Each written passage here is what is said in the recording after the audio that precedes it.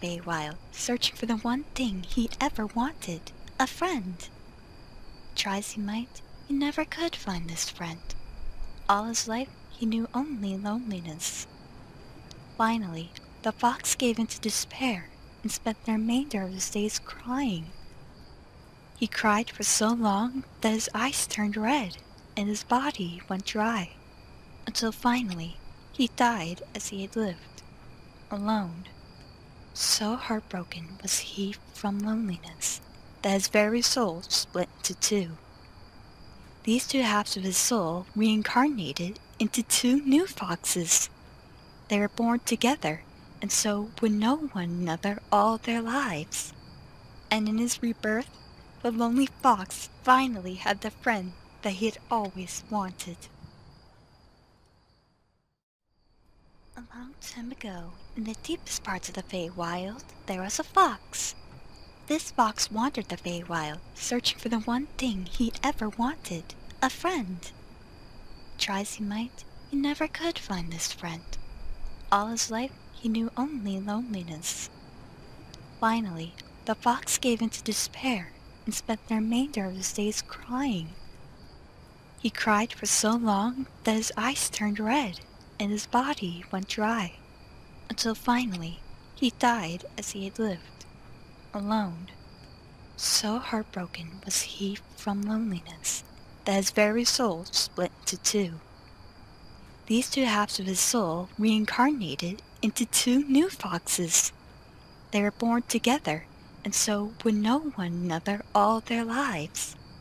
And in his rebirth, the lonely fox finally had the friend that he had always wanted.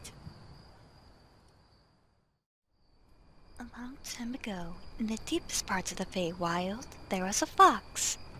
This fox wandered the Feywild, searching for the one thing he'd ever wanted, a friend. Try as he might, he never could find this friend. All his life, he knew only loneliness. Finally, the fox gave into despair and spent the remainder of his days crying. He cried for so long that his eyes turned red and his body went dry, until finally he died as he had lived, alone. So heartbroken was he from loneliness that his very soul split into two. These two halves of his soul reincarnated into two new foxes. They were born together and so would know one another all their lives. And in his rebirth, the lonely fox finally had the friend that he had always wanted. A long time ago, in the deepest parts of the Feywild, there was a fox. This fox wandered the Feywild, searching for the one thing he'd ever wanted, a friend. Try as he might, he never could find this friend. All his life, he knew only loneliness. Finally, the fox gave into despair and spent the remainder of his days crying. He cried for so long that his eyes turned red and his body went dry, until finally he died as he had lived, alone. So heartbroken was he from loneliness that his very soul split into two. These two halves of his soul reincarnated into two new foxes. They were born together and so would know one another all their lives. And in his rebirth, the lonely fox finally had the friend that he had always wanted. A long time ago, in the deepest parts of the Feywild, there was a fox. This fox wandered the Feywild, searching for the one thing he'd ever wanted, a friend. Try as he might, he never could find this friend. All his life, he knew only loneliness. Finally, the fox gave into despair and spent the remainder of his days crying. He cried for so long that his eyes turned red and his body went dry, until finally he died as he had lived, alone. So heartbroken was he from loneliness that his very soul split into two. These two halves. Welcome to Deviants of Chaos. Last time, our Indra's Our sleepwalking unfortunate killed them souls all. managed to get away from Set's lair, and there was an interesting development in the night. Ugh.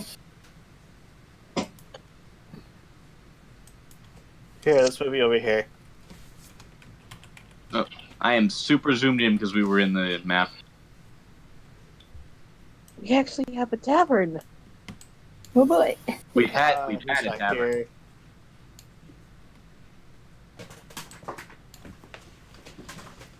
Okay, can I just say something real quick? Sure. Can I get up earlier than everyone else? Because I want to deal with this as early as possible. Yeah. Like, all I want is, like, all I really need to do is catch Frey before she heads off to Dennis Merlin's. Okay. Okay. So you wake up early. Yeah. Where's after being the... plagued by nightmares. Yeah. I couldn't sleep. Probably Um, exhausted. She still has the plushie.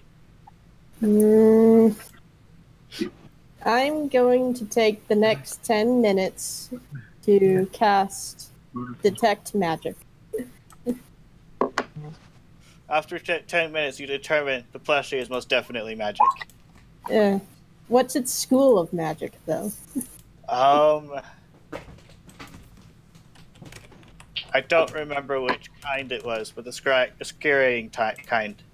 Let me have a Scrying look. What? kind. Let me Yes. have a look. Yeah, I think. That would be divination. Yes, it's Yeah, divination. divination. Sorry. Sorry. You know, it's the bullshit one from Harry Potter. Oh, jeez. Swear! Add it to the IOU. Okay, I'm going to try and take the set I'm off. getting a lot of echo here. Okay. By the way, while casting Detect Magic, you determine that there's a high possibility that the item is cursed. I thought Ah, as great. much. That means Libra's no.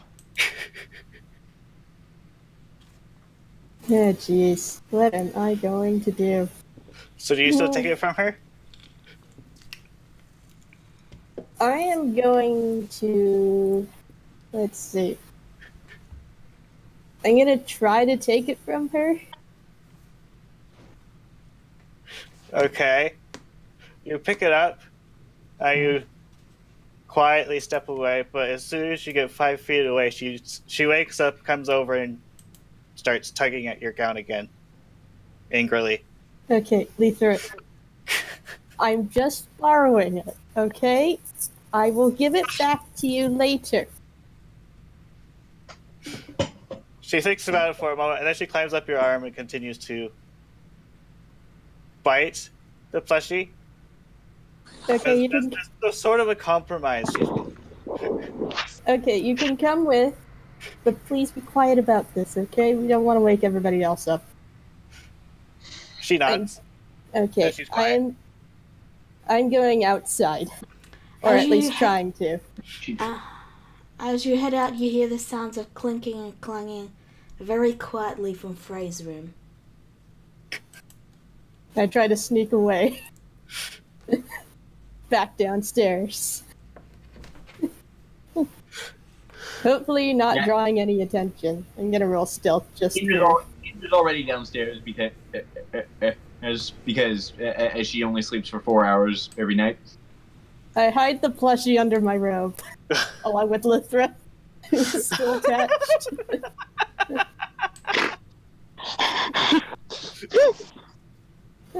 You're up earlier than normal. Yeah. I just got some things to do this morning. I'll be right back. Rolling insight.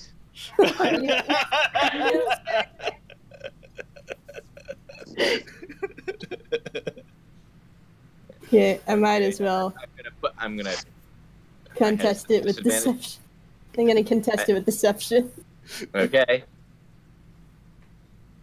Not quite. Oh, not enough. Yeah, nothing short of a nat 20 would have beaten that because Indra only has a +1 modifier to wisdom. And Indra's like, oh, okay. Okay. What's that? Wait, and then I turn around and say, "Wait a minute. Oh no. What's that lump moving around in your robe?" Um, You hear a soft bark and growling. that's Leaf. Sounds like she Nothing? may or may not be chewing on something. God damn it. Is this Leaf threat? I'm taking her with me. I'll be right back, okay? Later. Later, ning. There it goes. I'm not sure why you're trying to hide it. If you just told Indra, she'd be totally down with trying to destroy that thing. Yeah, I know. But I want to get rid of this as discreetly as possible. So I'm heading to Dennis's place. I can be discreet when I'm drunk. You search the city. You don't find his place. Annoyed sigh. There's gotta be a way. I'm gonna say by the time you get back, everyone's downstairs. Jeez. How am I going to explain this? Need to get rid of this doll as soon as possible. Need to replace it with something.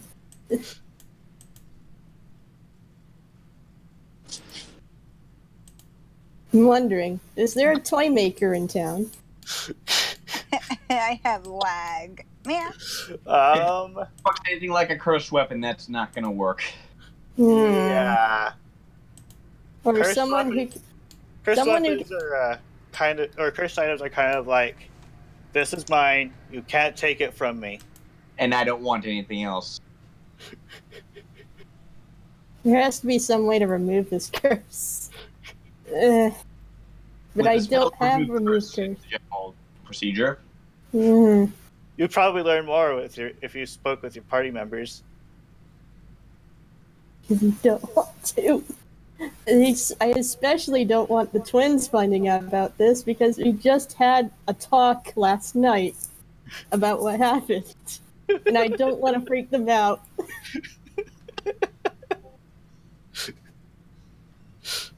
God dang it. So you're just, standing outside the inn contemplating your options here? A little bit. You hear a slap and then a clinking of coins as Frey says, "Alright, here's everyone's cut of the profits. There you go." So, those of you with a passive perception of 13 or higher can hear a soft squeaky noise in the distance. Oh, jeez. He probably yawns for a second, and then her ears perk up and she hears a noise and she looks up what's that?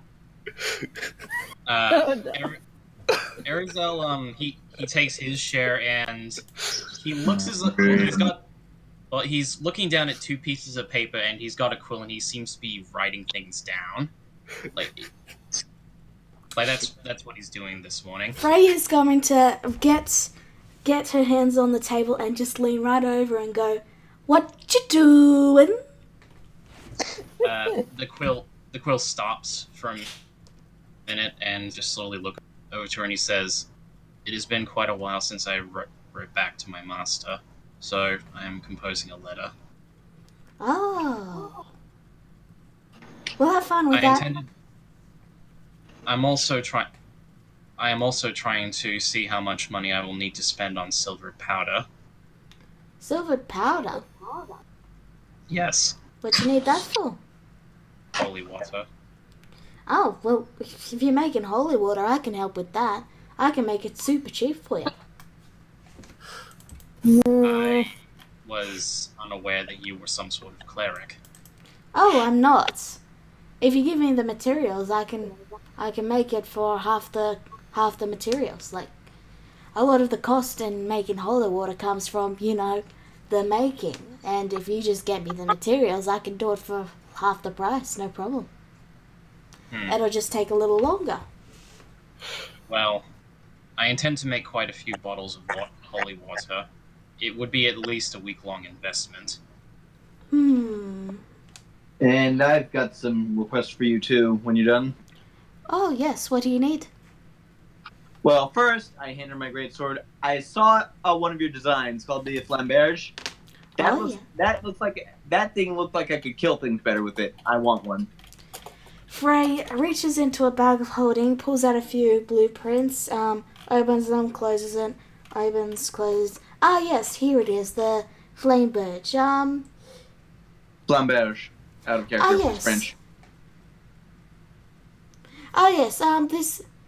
Frey wouldn't know that, though. She just call it a flame birch.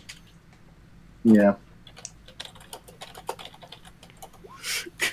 Alright, so this blade was actually named by someone in the smithy. They saw me making it and they suggested the name. I thought it sounded cool, so I used it. But yeah, this will make your weapon it'll sort of guide your weapon towards critical points.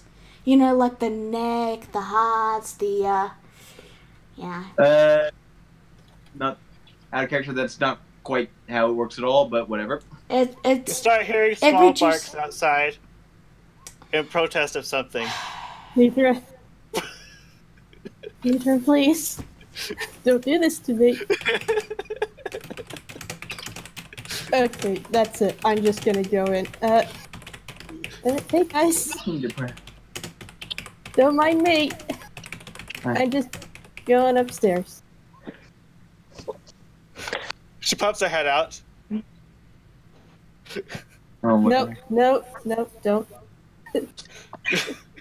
He kind of tilts her head, curious, like, why is Victor in there? Insight check. Oh god. Yeah, Arizel is just not paying attention whatsoever. Like, maybe he's aware it's going on, but he just doesn't really care. Dang it. You're not normally this good of a liar. Dang. Yeah. She's the nicest one in our group, so she's not one to really lie. So we trust her that easily. She wasn't really all that great. She wasn't really good at playing dead when it mattered. No. Well, we can say Seth's pretty, what do you call it, insightful, so he would know easily somebody called because he lies all the time. But we, maybe we trust her a little bit more than he does. Okay, pardon me. Just going upstairs. You get to make another deck save. Oh no.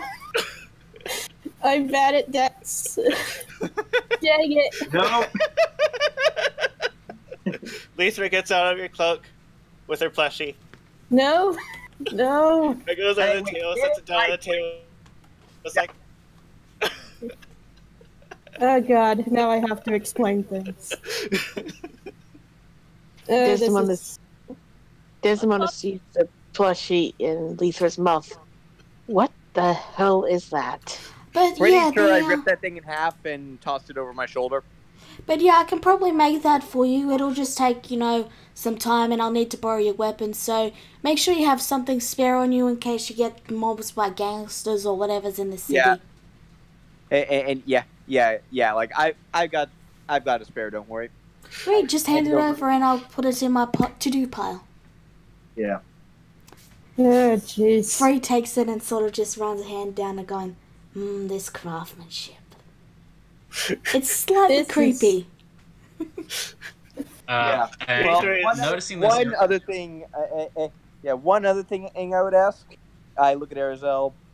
Can we no, I sort of just glance at Arizel. I don't know if you even noticed this. Here, I'll talk to you about it on the way there. Talk to me about what?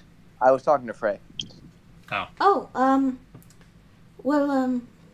Okay, sure. I'll be back in a little while to do the holy water, okay, Arizel? Very well. Oh, jeez. And then, as we leave, I start digging around in the bag of holding. Frey blinks at this, but doesn't stop it. And then I pull out the Dragon Guard breastplate. Okay. You think you could work this into a set of full plate?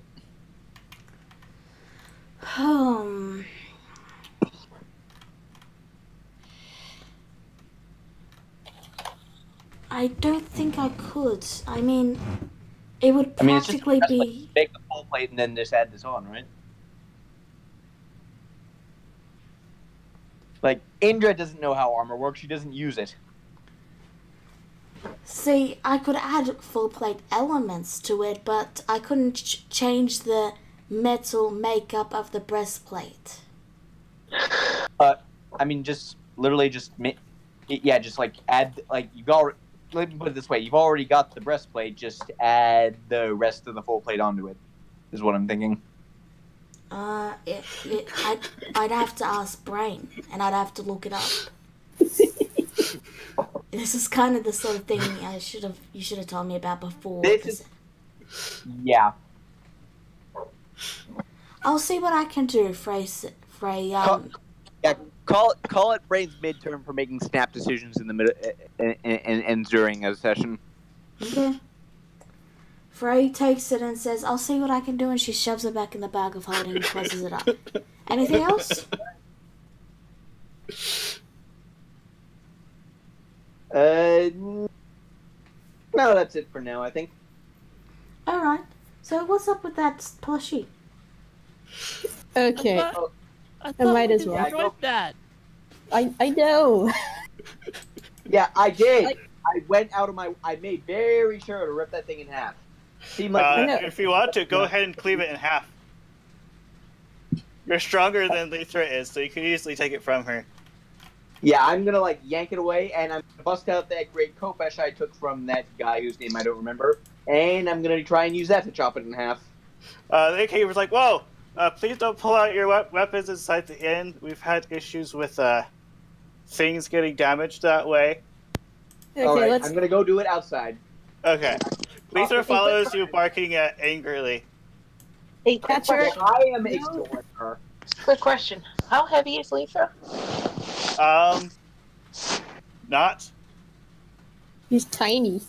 Yeah, I mean, so, in I just, how? like, toss it in the air and just do a downward slash with the great Kopesh. I cast Mage Hand to grab Lethra. She's now she's now suspended in the air, unhappy.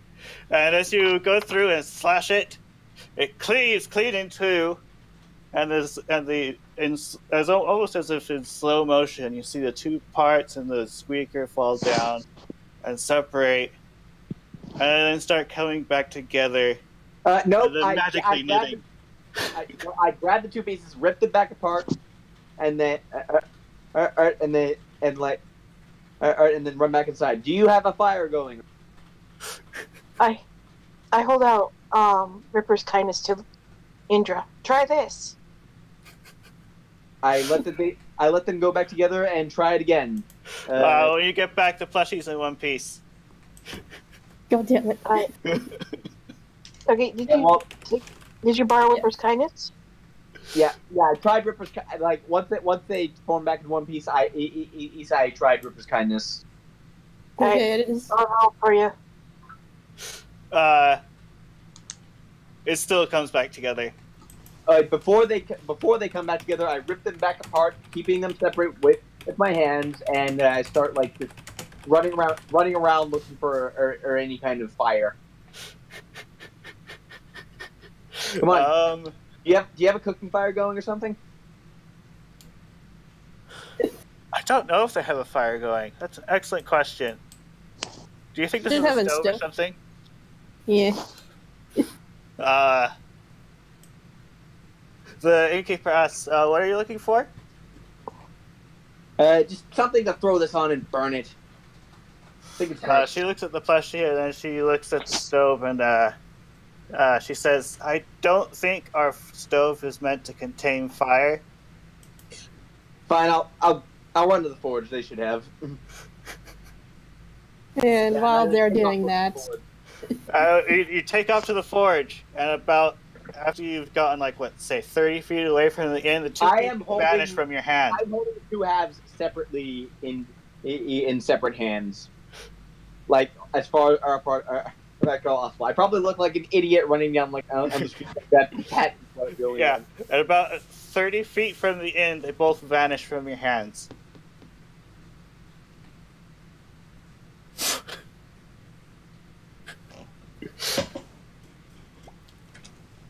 Meanwhile, the set plushie appears in one piece in Lether's grot. I give it. This thing's cursed. I checked earlier. There's some kind of divination magic with it.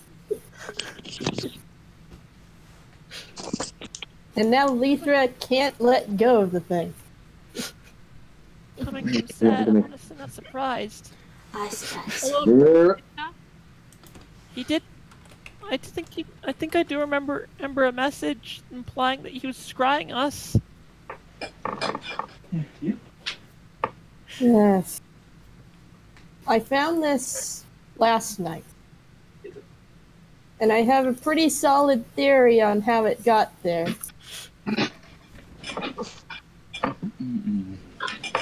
Hmm. Please elaborate.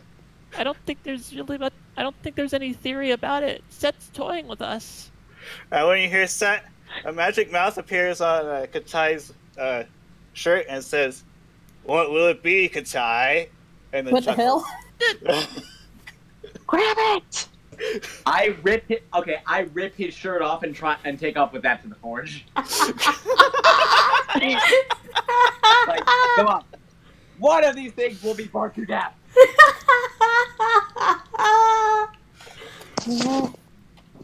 Okay. Katai, as you may have realized, Indra has no chill. Katai grabs the sides of his Haori and closes it up and says, I think I'm gonna need a new undershirt now. Well, you can't have this one anymore. It's evil.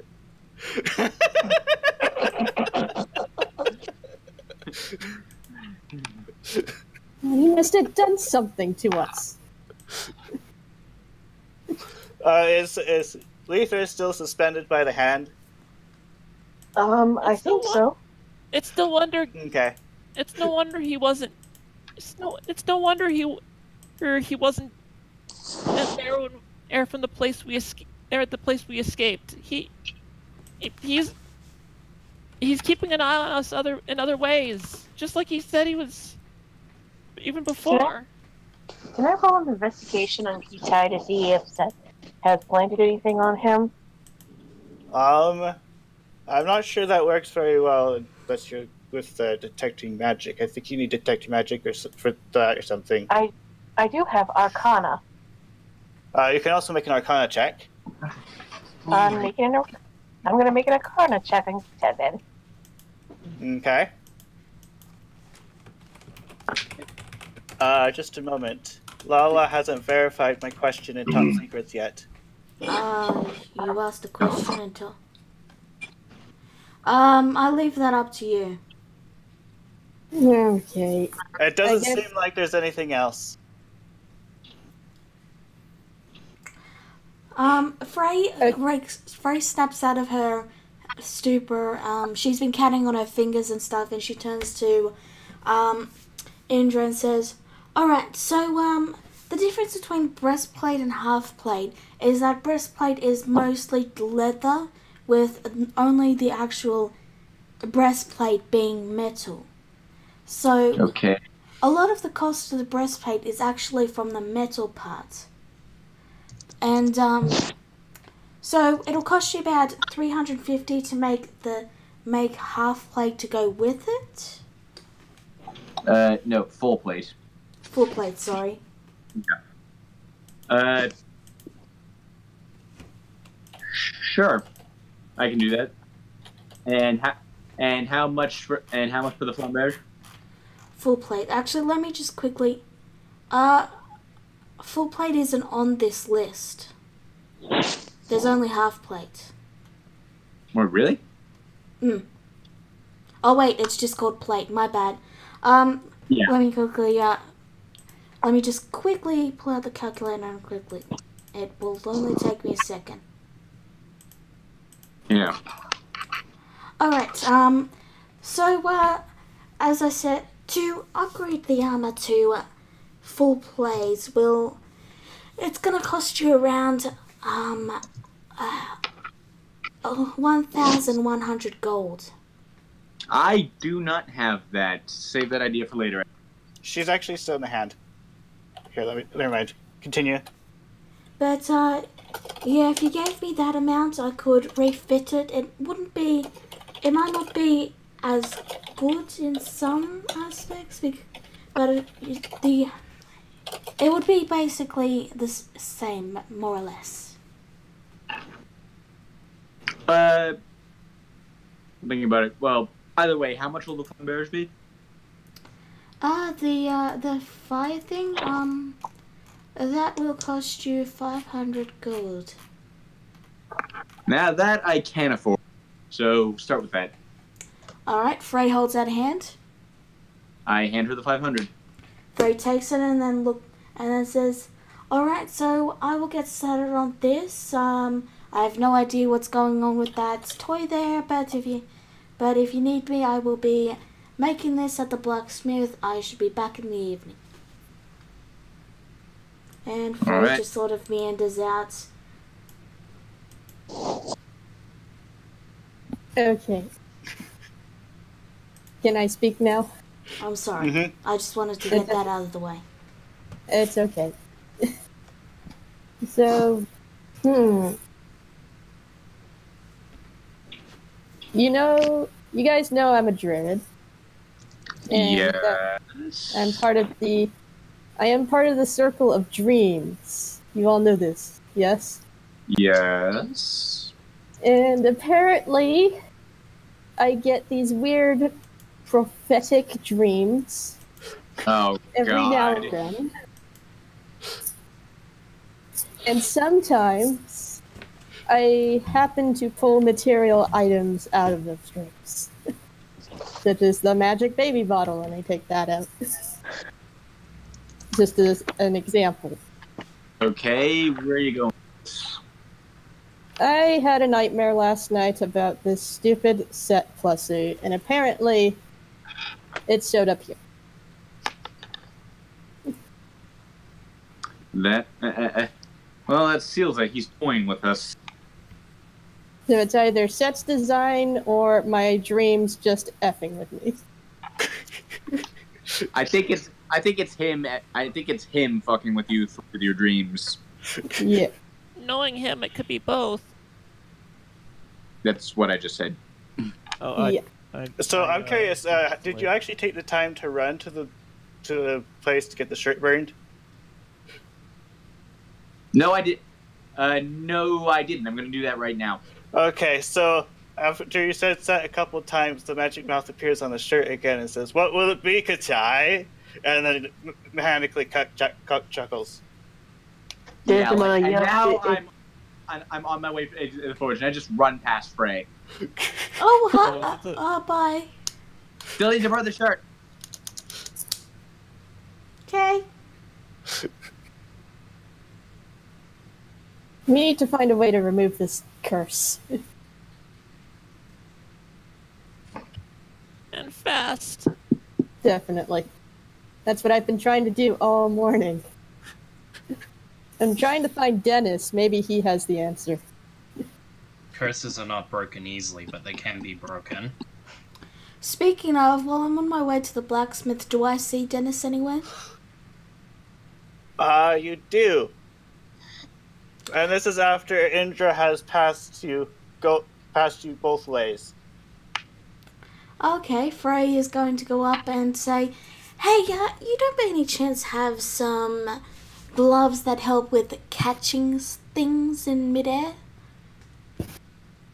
He thinks for a moment. I do believe I have the thing. Just a moment.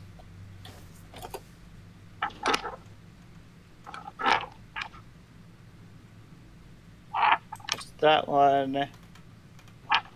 And you had links to stuff.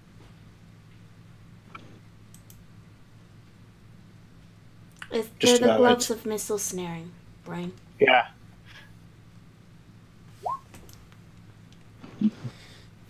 Do you need me to relink it?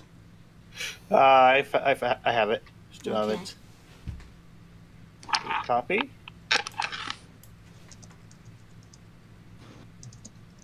Not sure if it copied.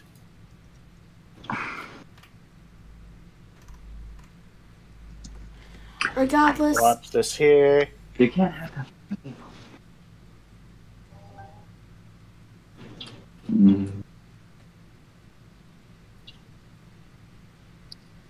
Marco? Hello? Hello. Okay. Brain, I can Sorry, I add had it to go to... real quick. No problem. Brain, I can add it to my sheet. I just need you to have me exchange the money. Okay. So, let's see. I'm the only one that really needs to know what it does. You know what I mean?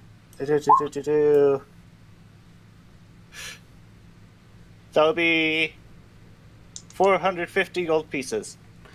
Oh, come on. That's far too high. He thinks for a moment. You're probably right.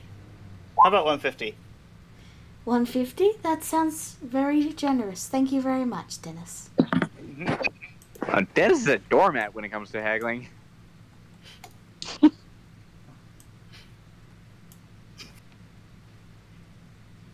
Alright. So Frey takes her glasses and says, "Oh, by the way, there's a cursed item in the inn if you want to check it out. Bye!" And she heads for the blacksmith. Okay. And then he vanishes. After thinking. Alright. Frey heads to the blacksmith. Okay, meanwhile. Yeah. Okay. Indra arrived. I was back at the inn. Okay. Did the shirt reappear? No. Good. Yeah. Hikari looks to Kitai in the fact that he doesn't have an undershirt anymore. And then she glances to her back of her ruined jacket. And she like looks thoughtful for a second, and then she turns to move, and then almost runs to Desmona as she tries to leave. Everything all right? She blinks for a second, and then looks thoughtful, and then she quickly grabs a quill and a piece of paper, and she writes down real quick, and then holds it up for Desmona and says, "Can you help me find something?" Well, I was going into town anyway. I still have my old short sword. Don't really Are you need still it. holding the little one by the with your hand thing? Oh, well, I am holding it, but it's in one hand and sheathed. She doesn't seem to be struggling to get out of it. She has her plushie, so she's happy. Oh, you're talking about Lithra. Yeah. I thought you were talking about my sword. Sorry. There's Lithra stuck in the mage hand. I manipulate my mage hand to give Lithra back to Gwen. Okay. Yeah, I take her along with the plushie. And I look to both twins. You know, we might as well get you both some new clothes. Especially since Indra here had removed that cursed undershirt of tie. Yeah. Hikari like nods in understanding, and then she like glances to Arizel for a brief second, and then she looks away, quickly writes down, and then hopes for Desmond and tries to not let Ariel see, and she just writes down one word: gift. Desmond just raises his eyebrow. Huh? Hikari slightly pouts, and then she points at gift, and then points at Arizel. Okay. Now Desdemona gets it, and she says, well, first, let's get you some fresh clothes first. Then I can pawn my sword. Hikari gives a little huff, and then she like writes down real quick with that, and she goes, and on the paper it says, "That's why I want to give a gift." And then she turns around and she points to his symbol that was mended on her jacket. Well, I may have to purchase a new sewing kit, as well as some thread. I then looked at Kitai. Are you going to come with us? Sure. Okay, you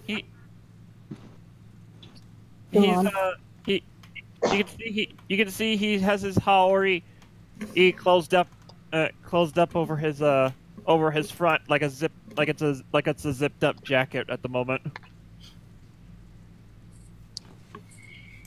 Hikari looks satisfied, nods, and then she like points forward, like onward, and then she starts to head out the end.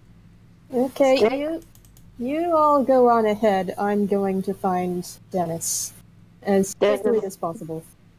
Desdemona calls out to Hikari, "Stay close. We don't want to get you. We don't want you to get lost." Hikari looks over her shoulder, like we've been in this town before. We won't get lost, and just keeps going forward. You'd be surprised. Roll survival. Seriously? All of First us? opportunity for a nat 1. Oh dear. So who, me? Or all of us? It was a joke. It was a joke. I would say it would be funny though if we actually did that. Anyway, yeah, we're off to go hunt for some Clothing. Stuff. Hikari's Well, almost gonna give, so technically stuff. Well, we're not off to see the wizard. And I'm off to find the wizard. Gwen is off to see the wizard. I'm off to find the wizard.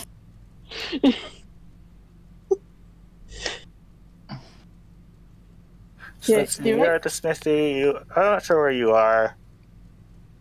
Do I see? Do I see? Do I see Dennis's tent anywhere? You do not see his tent or booth anywhere. Mm-hmm. You almost feel like, for some reason, he won't appear conveniently for you. Why? That's not how we were led to believe Dennis works. Dennis! But yeah, Arizel's just staying where he is. He's got to let it to finish. Is there any... If only if you had someone who could identify... You cut Sorry, out. what? What? No, you cut out. If only you had someone who could, tell you what the curse does. Light bulb. I go to Frey. Clang, clang, clang. Frey? Christmas. Sorry to interrupt. Clang. She glances over, then looks back. Clang, clang, clang, clang. I need your help with something. It's very important. Yes. Everyone needs my help. Clang, clang. This is clang, really clang, important. Clang. This is an emergency. Yes. Okay, who's dying? She pauses briefly. No, it's more of a curse. Oh, okay. Clang, clang. And I pull out the plushie. Frey gives a sigh, dips the sword into some water so it'll puts the sword back in the furnace to keep it hot, turns, grabs the plushie and the fox, gives the fox a scratch on the head, and she spends the next 10 minutes casting Identify. Okay. Just a moment. That's over here, and then this.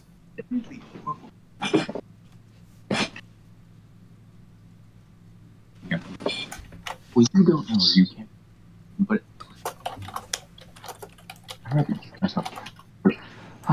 And updated. You learn terrible things.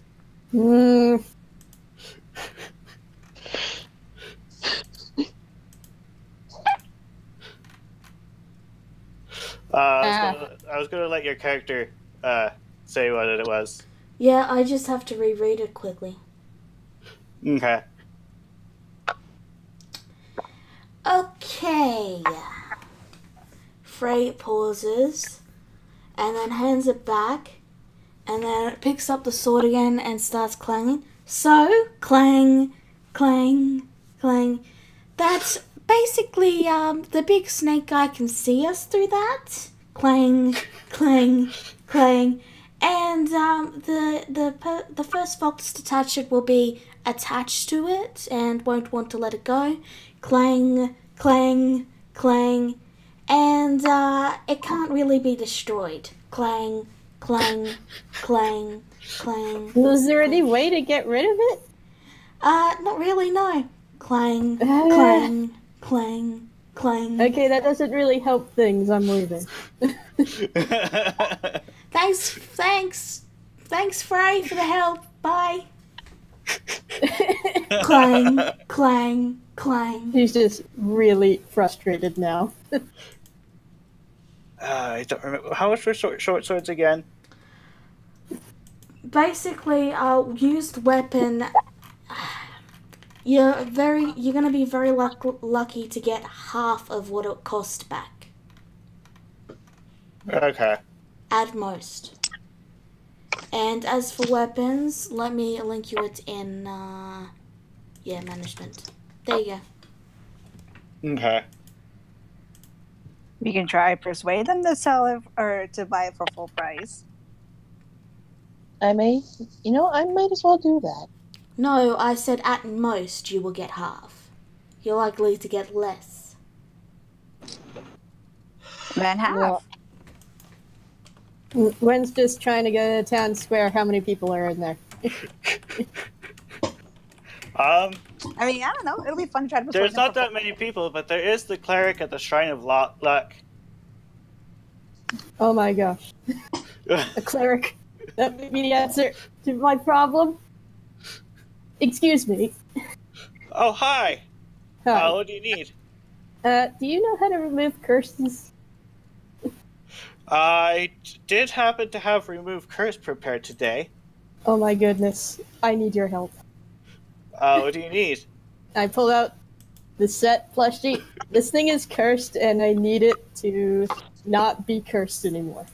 It won't uncurse an item, but it will make someone attuned to the cursed item no longer attuned to it. That works too. And Lethra is there as well. And I point to her. Okay. So she uses Remove Curse. Nothing happens. The cleric is puzzled as well. It seems like the curse on this item is a bit more potent than a normal curse. Great. Just great. Now I have to deal with this Thing updated. thing. Okay.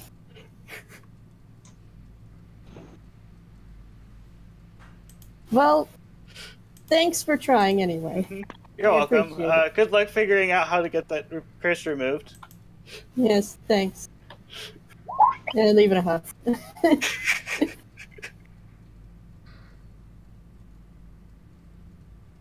So, Brain?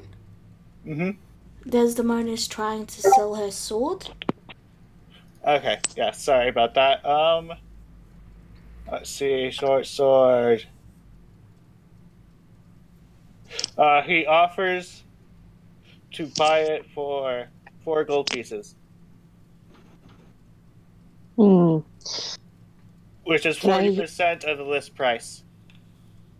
It's been rather used. Exactly. Which is why you'll only get at most half of its worth.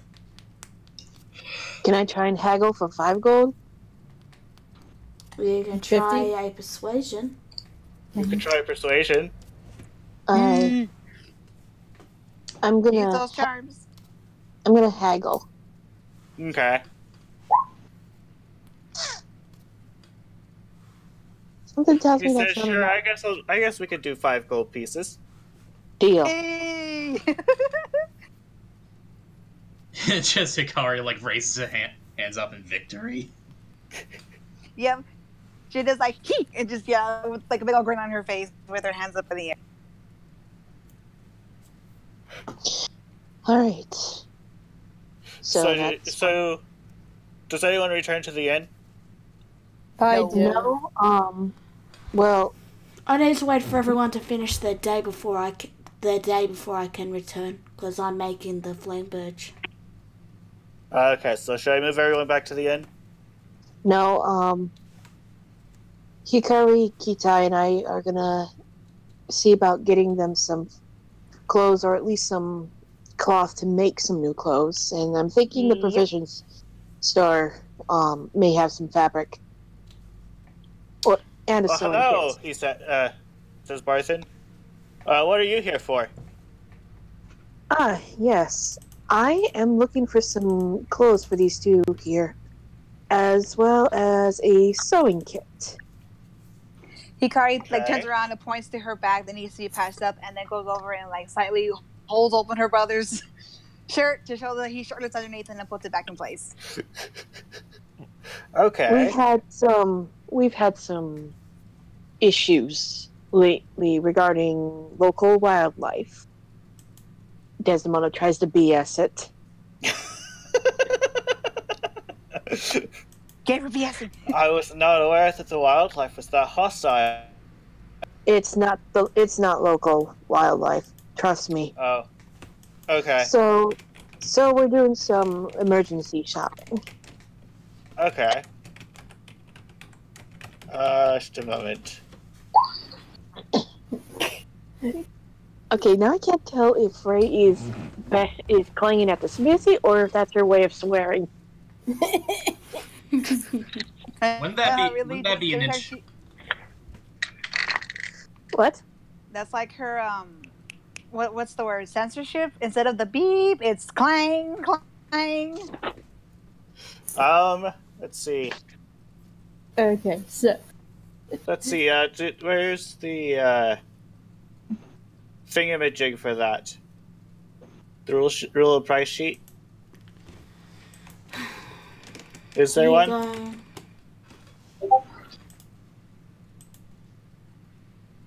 Okay. Marco. Day. I'm going to say it's probably a little bit before noon. okay. Well, We just any had time is a good time for a drink at this point. We just had breakfast, and you want a drink? Hey, it's Like I 3 said. o'clock somewhere. Or are you doing the whole "it's 5 o'clock somewhere" thing? It's 5 o'clock somewhere.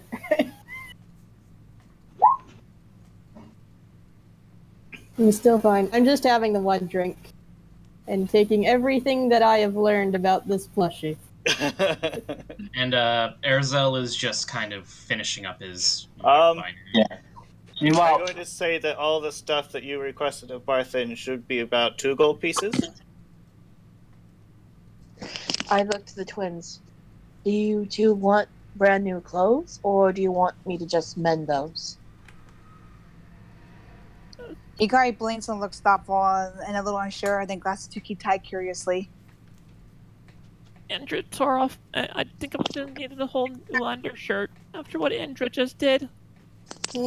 Like, I literally threw it in the forge and burned it. He's gonna need a new shirt. She threw it in the forge and used the bellows on it just for good measure. Yeah. Again, Hey, don't mess with the heat. once again, you can see The shirt he's. she got there before you did. I'm just saying that's what someone would have said. Yeah, true. Anyway, yeah, Kitai?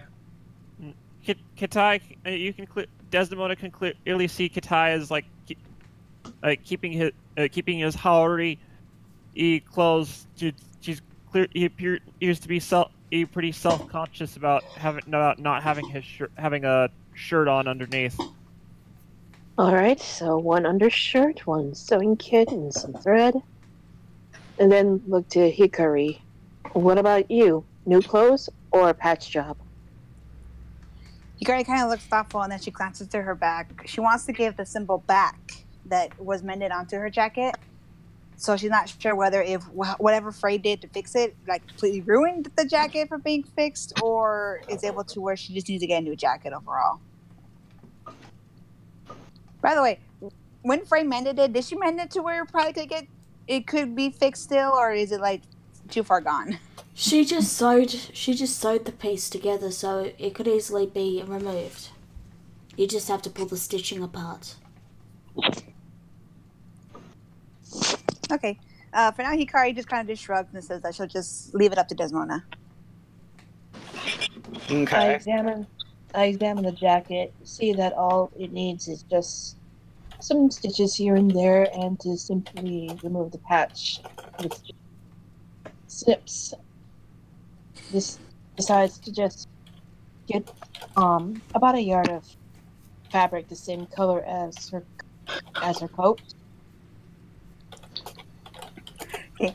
So real quick, also before I guess they leave or finalize their purchases, Hikari like grabs her coat quick and then writes down something and then like slaps it on the table for the shopkeeper, and it says gifts based on justice with a question mark.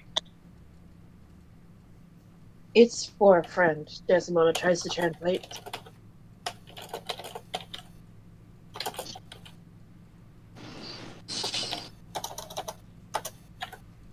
Hello.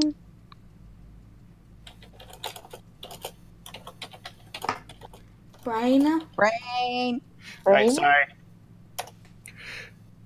So, yeah, sorry about that. So you got what you were looking for about 2 gold pieces. You Okay, didn't so- listen to I don't think any you of heard that, what I did said. you? Yeah. Sorry, my bad. Katai is getting a Okay. new shirt. Desmond is getting fabric to fix Hikari's shirt. Hikari wants to get something for Erizel. She wrote down justice. Oh, okay. And Desmona's Yeah, I getting some remember credit from- the Katai part. That's red. So Hikari is not getting a new shirt then. Just something to mend her shirt. Yeah, that's all Desmond is Okay. getting. And then Hikari is looking for recommendations on gifts for justice. He says, and he thinks for a moment. As It's okay looks if he through his doesn't. stuff. It's okay if he doesn't. I'm just trying to look to see, if we can think of anything.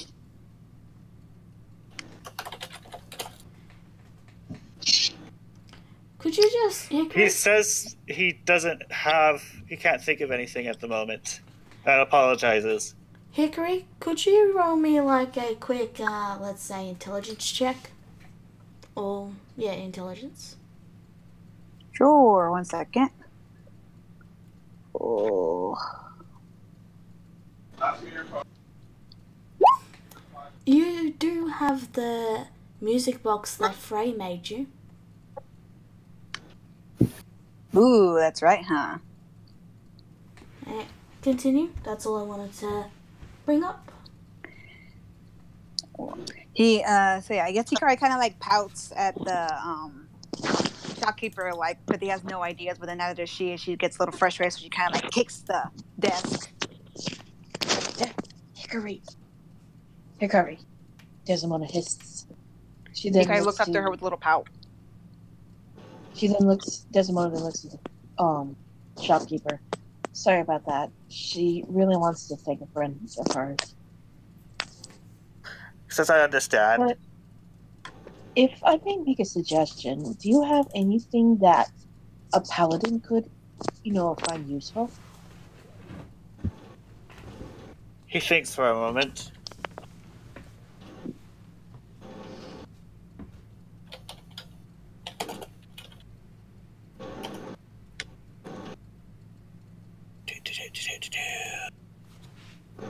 Marco.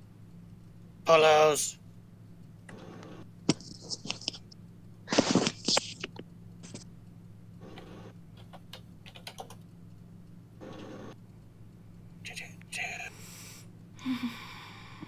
Better be careful of his answer. Hikari's not very happy.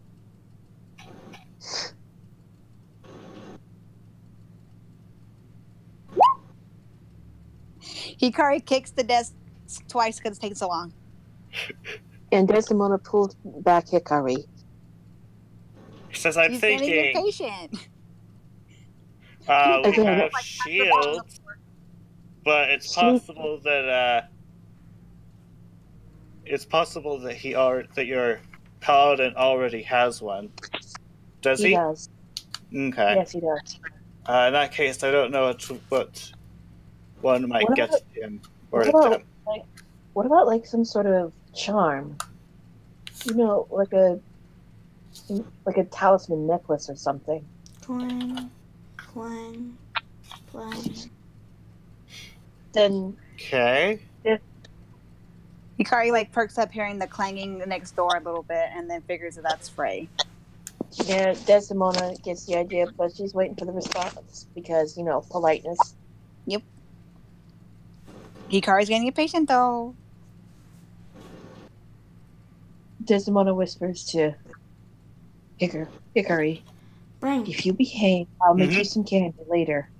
it's okay to say there's nothing. Oh, okay. Yeah, it's okay. It's just like for You don't have to always have something. Sometimes Okay. an NPC isn't going to have the thing that the players want. It's just also a chance to like say like something weird and then see their reaction. It's just like story building. Okay. He says, I'm sorry, I can't think of anything at the moment. We might have some trinkets, but I think I would need to go look for them. That's fine. Oh, let's just get the fabric and the sewing kit, thread, and call it good. Okay. Yeah, So you Hikari get like the still items? looks upset. She still wants to kick the desk again, but she holds still because she wants the candy. So she did hear the thing about. She did. Okay, so you get your items for the 2 gold. Now what? All right, so I subtract 2 gold, Mm-hmm. and I motion the 2 to follow me outside and across to the smithy where Frey is. Clang, Okay. clang, clang. Well, I'm not too sure, but as we pass by, Hikari notices Frey in there, and then she looks a little curious, but because she remembers how Arizona has like armor and like that, so she kind of rushes inside and goes over to Frey real quick. You need something? Clang, clang. Hikari grabs her a sheet of paper where she wrote down before "gift for justice," and she like holds it up to Frey so she can read. Frey pauses and then puts the sword down, and she rubs her chin as she looks at that. Then she quickly writes down real fast, "gift for Erzo," and then points to the patch he made, or patch that was made on her back by his vestments that she helped. Frey claps her hands together and says, "Alright, so you have 3 options. You can save up for a set of really good armor for him. You could try and bribe Indra to let him have the armor for a little cheaper. I can make you a little trinket toy to give him. Or, I could show you how to make a little metal trinket for him to have." Hikari blinks in his eyes like, "You can teach me?" Of course. She looks a little interested in the fact that actually making a gift for Arizel, and she like nods her head like, "Do that idea." Alright, well, it'll have to wait until tomorrow because I've got to finish this sword. Is that okay? She pouts a little, looking like irritated having to wait, but she thinks it over and then she just shrugs like, "Okay." Frey gives her a pat on the head and says, "Hey, the best things are worth the wait. Don't you agree?" She shakes her head no, Okay. but then sighs and then reluctantly shakes her head yes, like she understands. Desdemona then says to Frey, "Much appreciated. She was being a little fussy at the general store concerning this." It's fine. He kind of crosses her arms over her chest and looks away like, Hey, I would be fussy with a gift too. You want it to be perfect. Yes, but that doesn't mean you're entitled to kick a desk 3 times. Frey chuckles and says, I've done that before. And she goes back to clang, clang, clang. Hikari like looks to Frey and then she points at her like, "See?" Because even Frey did it too. She's a poor example. Oh, I'm a poor everything. Anyway, as long as I'm back here, I might as well refill my quiver with arrows. Arrows, huh? I'm down to 8 arrows at the moment. Okay. How much is it gonna? Also, Hikari perks up in remembering something, and then she quickly like scribbles down kind of messily, but she's also in a hurry, and she writes down more boom boom bolts. Frey chuckles and says, "Oh, I can make you plenty of those. Let me." Hikari shakes her head, eager, like yes. Okay, so it'll cost you about. Yeah, it costs about 10 gold apiece. And how many arrows? That's for the explosive ammunition. For regular arrows, it's just just a gold per arrow. For a full quiver? Per arrow. Oh. Hikari quickly scribbles down 10. All right, 10 arrows. Actually, 10 plus. I've used a few of them already.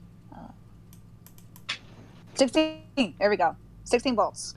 All right, that'll cost you 160 gold. Hikari like clumsily reaches into her bag and gives Frey the gold in her hands. All right, Frey takes it and she says, "Great, I'll get to work on that tomorrow after I teach you the trinket." She claps her hands happily and then looks much more better. So how many arrows do you want? Dream? Well, I want a full quiver, so... 12? 24?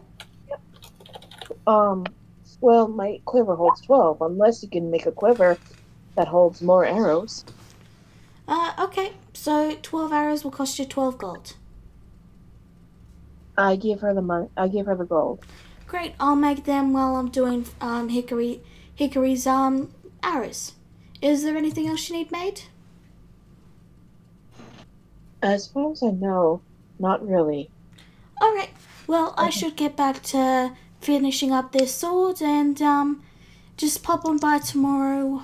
Well, you don't have to, but Hickory, just pop on by tomorrow whenever's convenient and I can show you how to make the trinket. Clang, clang, clang. That's great. Desmond says that's fine. It's gonna take the day for me to mend their clothing.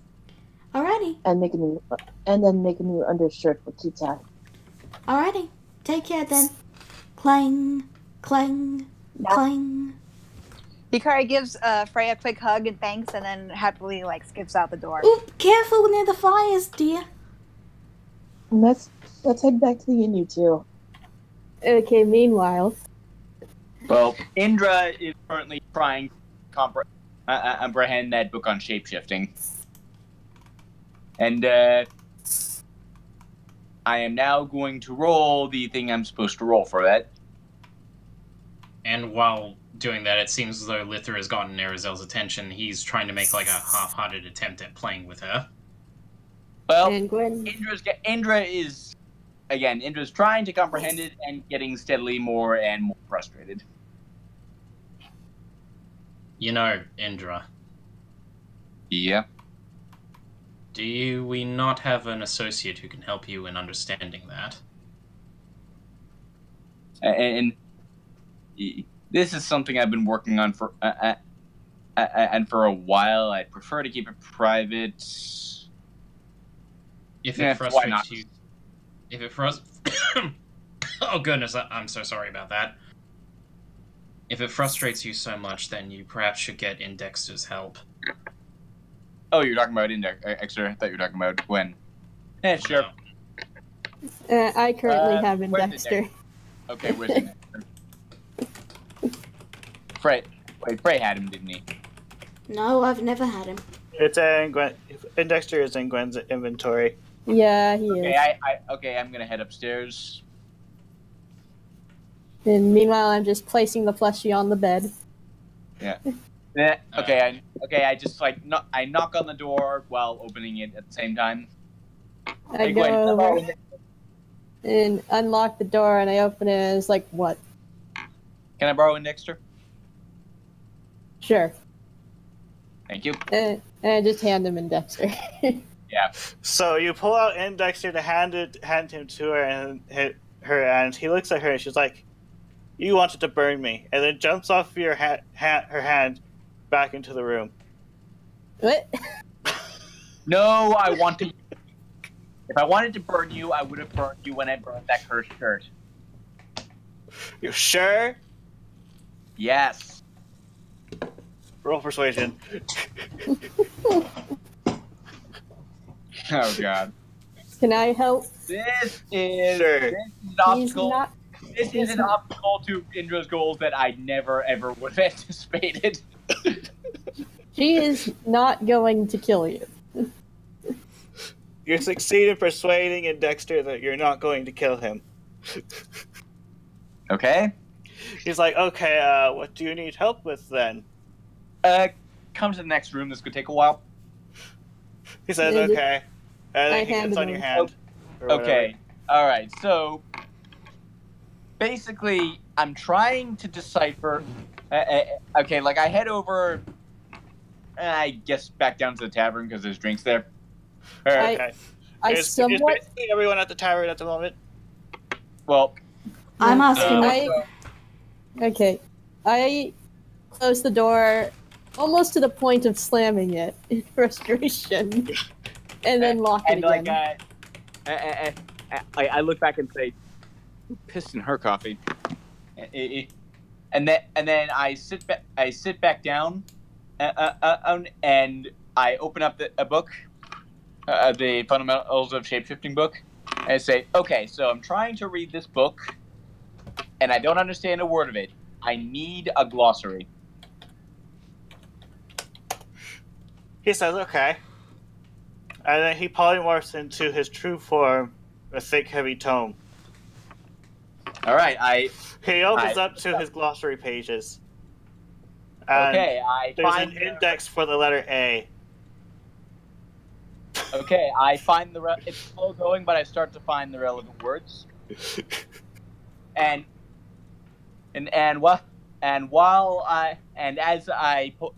as I read through, I pull out another book. This one, anyone cares to observe, it looks really battered and scuffed and slightly singed in some places. And I open it up, and I start scribbling in it.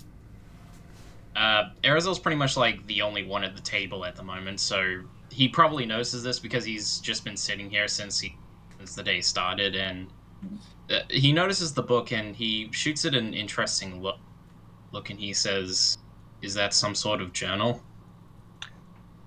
No. What is it then? Something I've been trying to fix for 12 years.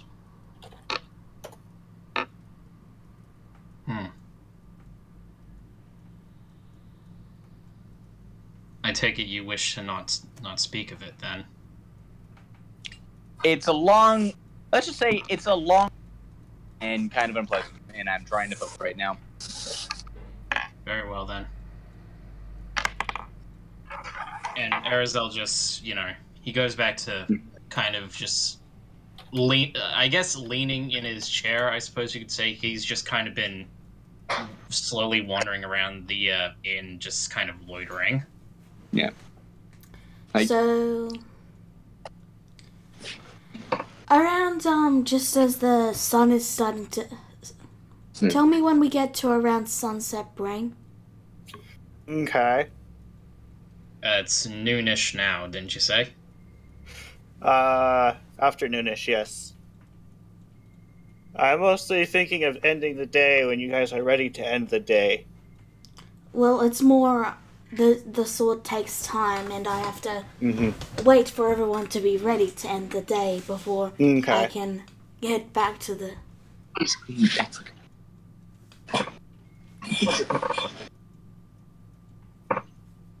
Okay.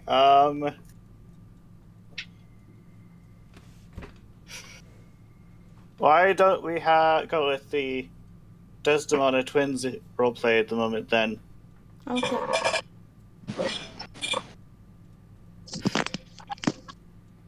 Alright, so. It seems like it's mostly being done in text, though. Well, we can continue with chat. Yeah, okay. Yeah, we can do a chat just real quick. Not like it's Okay. gonna take very long. Because it seems odd to have all the conversation happen in text and just have silence. Yeah, I'm sorry. So, I'm gonna go with Gwen real quick first. Okay. You try to convince the doll to give you a sign, but nothing happens because it's a doll.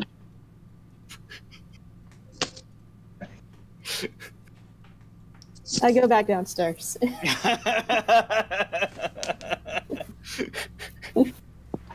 And I try to look for Lethra.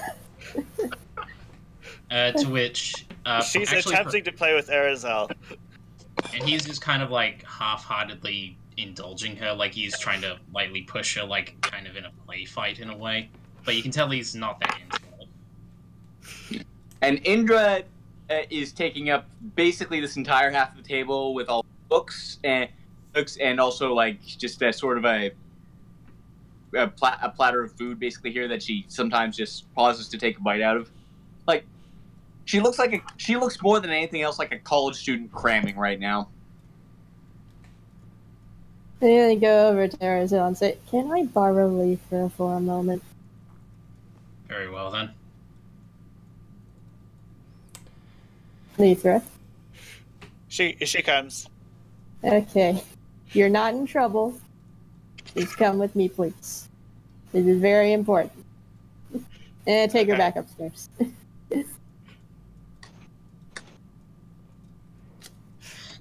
So what do you do after you take her back upstairs? I let her near the doll again. She nods at it. Okay, maybe this will work this time. Okay, now can you give me a sign? She suddenly stops chewing the doll, and you see this empty look in her eyes. I thought so. And then she goes and grabs a piece of paper, and she writes on it. It says, "I'm still watching you." I know you And are. then the emptiness. Are you planning on keeping a conversation with Set? I'm trying to. Okay. I know you are. Something tells me we got off on the wrong foot. Or scale, in both of our case. Nevertheless, I wish to have a proper conversation with you.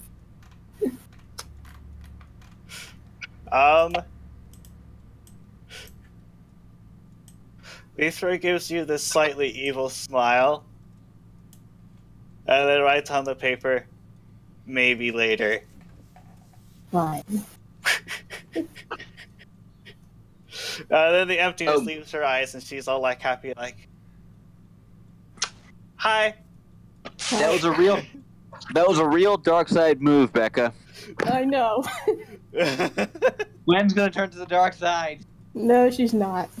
Alright, so I'm gonna say that by this point it's probably been a while since they've been doing the clothes and Gwen has been fiddling and Indra's been researching. So Freya's going to return with the completed weapon and she's gonna blink and go, "Oh wow, that's a lot of books. And here you go, have a sword." And she places it gently on top of the books. A cloth wrapped around the blade. I unwrap it. That's exactly what you asked for. Thank you very much. Alright, Frey dusts off her hands and looks to Arizel and says, "So, shall we go and make that holy water?" Very well then. He stands up and follows her. Alright, Frey briefly heads to the general store to gather the supplies they need. Arizel, you know how much it costs, mark that off, and then we'll head back up to the inn room where Frey sleeps. You can see it's just a complete mess of metal, gears, wrenches, and in one corner there's just the blacksmith playhouse dollhouse thing that she's been working on. She uses her hands to just sweep everything off a table, and then she places down all the stuff they just purchased and takes a seat and looks to Arizal and says, do you need a seat or are you good to stand? I'm well where I am. Alright. She divides Can Arizal sit? I think he can make do with an ordinary seat, but how he usually sits is he just kind of coils up his lower body so that it's kind of like he's just supporting himself. So, Frey will divide the water that needs to be blessed up and put it to one side, and every time Arizal finishes a batch, she takes it and then begins to mix it together to create the vial of holy water, and then she sets it to the left, picks up another one, and this continues for about an hour or so before she breaks the quiet silence and says, you know, we're kind of alike. How do you mean by that? We both hide our emotions. Do you now? I mean, I've been watching you for quite a while, and you definitely have them even if you try to deny it. Anger, hate, rage. I've seen you in very many emotional states. And yet I have only seen you in one. Yes, that is true. That is very true. Another vial done. She places it aside.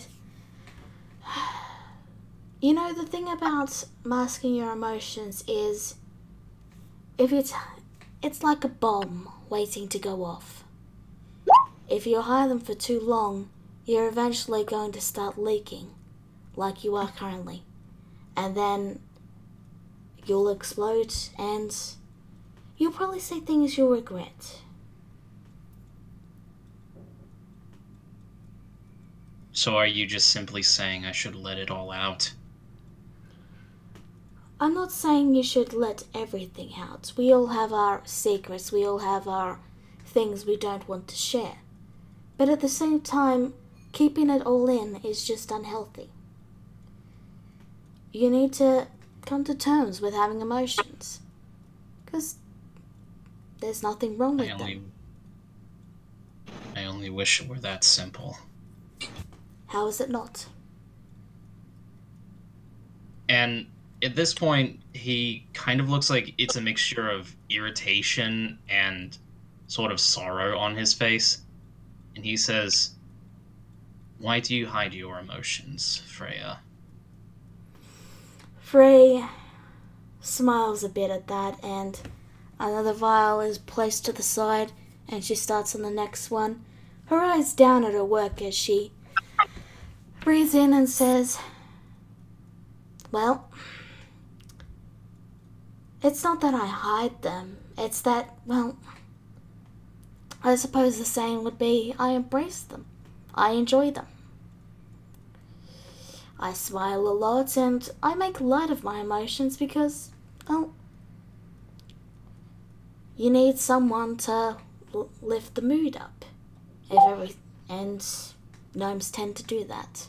Our way of dealing with emotions is to, well, laugh them off, you know? It's not the way that most deal with it, it's just the gnomes' way. If we're sad, we laugh it off. If we're afraid, we laugh it off. And if we're in love, we laugh it off. And she, once more, another vial done. Yeah, there was this gnome named Chutney back in my village that he fell in love with this female gnome called, I can't remember her name, but it's not a problem. And the way he tried to, another vial done, the way he tried to woo her was he would make jokes about how her beauty would be captivating if it wasn't so pretty. Or gnomes aren't very good at the whole love aspect. We tend to make very bad jokes, and she places another one down. And, well, yeah.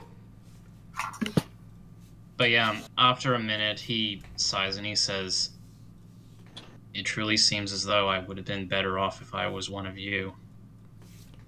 Well, you can't choose where you're born, and to be honest, being a gnome isn't all that cracked up as it seems.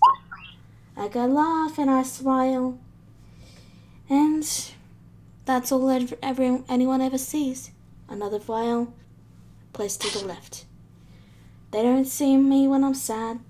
Another vial. They don't see me when I'm afraid. Another vial. Don't see anger. They just see a happy, jolly gnome.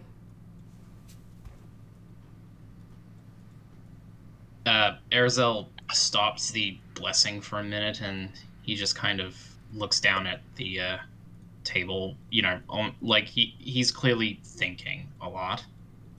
And he just says, "I really do wish it was that simple.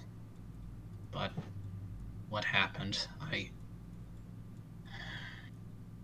just isn't that easy."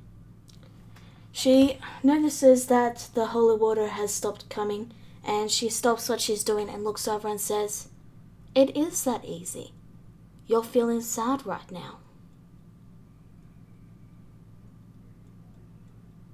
To which it's clear he's kind of irritated that she just says it's that easy, almost like he kind of almost misinterprets it as her making light of what he went through.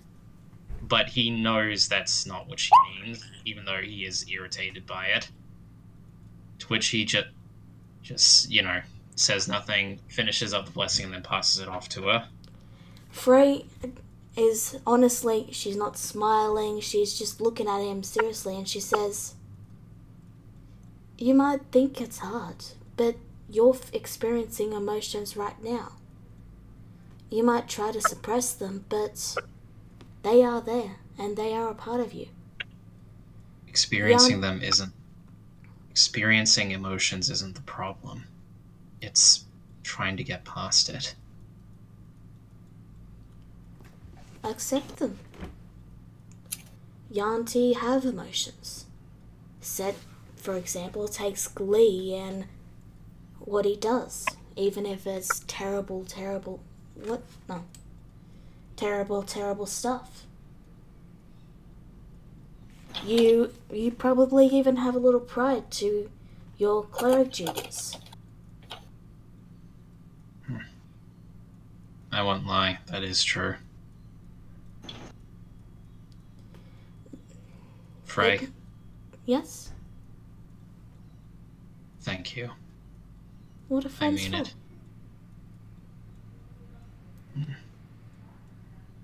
Well, we've got a long week ahead of us of making these. She nods and gets back to work and then says, "You know, gnomes don't really mourn. Not in the way everyone else does. When you were all mourning over, well, and then when Hyde left, I didn't really mourn. I just kept working, another vial, and working, another vial." She pauses and looks up and gives a smile. At the very least, you can say you are able to do that. And the smile is, well, it's there, it's also not as big as her usual smiles.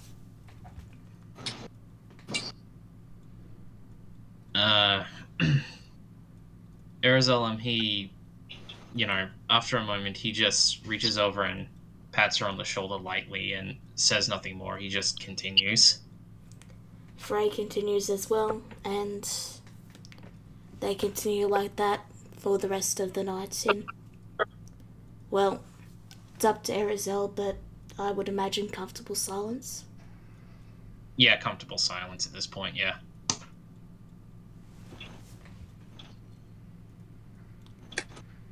So what is everyone else doing?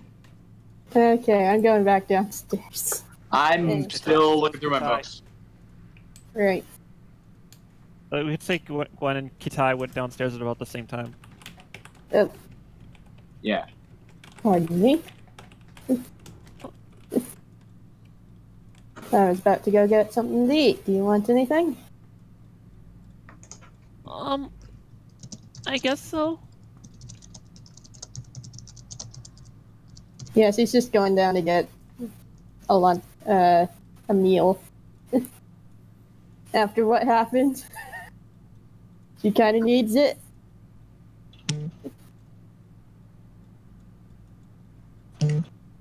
And she's just kind of waiting for everyone else to show up.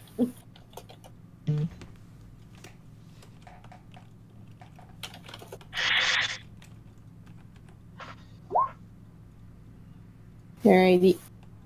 Marco. Well up. Whoa! Pull up. They got silent for a moment there. Yep, sorry. I was tapping something that real quick.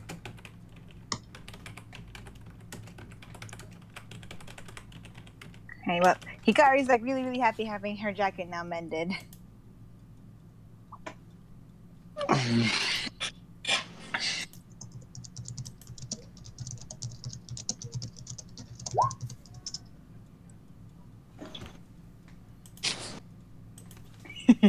I have half a mind to have Hikari like run from Desdemona. Okay, once everybody is up, Gwen is going to talk about the elephant in the room, or the snake in the room in this case. Okay. Well, upstairs real quick, Hikari like looks to Mona and like kind of pouts a little bit, and then she like just runs out of the room and down the stairs. Like she doesn't care. Like, Indra's still doing calculations, like half a chicken wing in her mouth. About an hour into dinner, Frey and Arizel would probably come down and grab a bite, and it's up to Arizel if we go back up after or what. Yeah, well, yeah, I'd say just continue on. I mean, even though, Excuse me? What? She burped. Sorry, I burped. Yeah, I burped. Said excuse me. Okay. But, yeah, I'd say, well, that'd probably be it for today, because it takes, like, a spell slot to make holy water, so, like I said, this is, like, a week-long investment for the two of them. Alright, so, yeah, we're pretty done. We're ready for the next day. Yeah, okay. We can take this conversation to the next day. No, you can continue. I'm just saying that we're done, so Brain knows who's ticked off. Okay. Alrighty. Okay, so everyone's back down there except for the little one?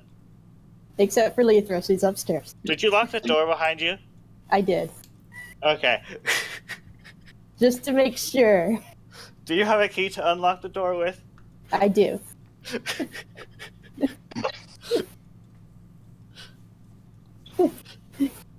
Okay, so. Well, Frey and Arizel already know what's up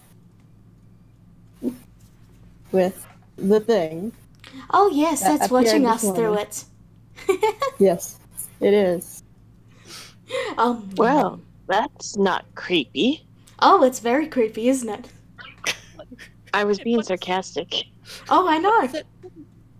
If what Set said is true and he's already been watching, he could and I right from the start. Hikari looks really upset and she kicks the table angrily. Then what? Well, then why hasn't he for us already? I mean, he's kind of proven he could take it.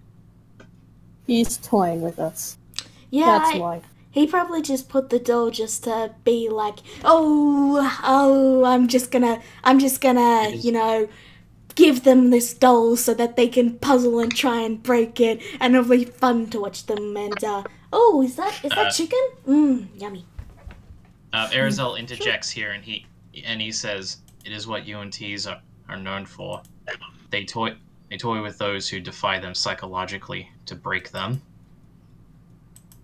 And apparently, I still say we respond by defying him again and repeatedly. Hikari and I have been on the run this whole time just to stay away from him, but turns out Doesn't seem to have worked. he already knows where we've been. What I don't understand is why didn't he? If he already knew where we were, then why didn't he just take us sooner? Well, you could always ask him. I don't expect him. He kind of looks surprised and then glares at Frey like, "No." Even if I did, I don't expect he'd give me a straight answer. Still, a half answer from a liar is better than no answer. Not really. Liars lie. Yes. So if you know they're lying, then that means you flip it and you know the truth. Unless he's actually telling the truth. Unless he lies about lying. Nevertheless, we can go about this any way we want. But we have a very important decision to make. What I'm trying to say is that Set is absolutely dangerous. We've all seen what he did to us back at the mine. Yeah, sorry about being knocked unconscious there. Oh, don't worry. We weren't that far behind you. Oh, good. I mean, oh, well, that's bad. The point is, if we ever encounter Set again, we need to make sure that we're stronger. So that what happened doesn't happen again. Or get worse. We were lucky to get out with our lives. I don't know what he's playing at, but I can assure you he must have something in the long run. There's a very high chance that he's listening to us right now. Which is why I left the doll upstairs. Oh yeah, I imagine he's probably listening very much to this chat and just chuckling as we, try to, I don't know. Oh! As you say this, you hear the sound of Tiny Pop coming down the stairs. How did you get out? I thought I told you to stay. She gives you an empty look, and then the emptiness leaves her eyes, and she's like, "Oh, happy."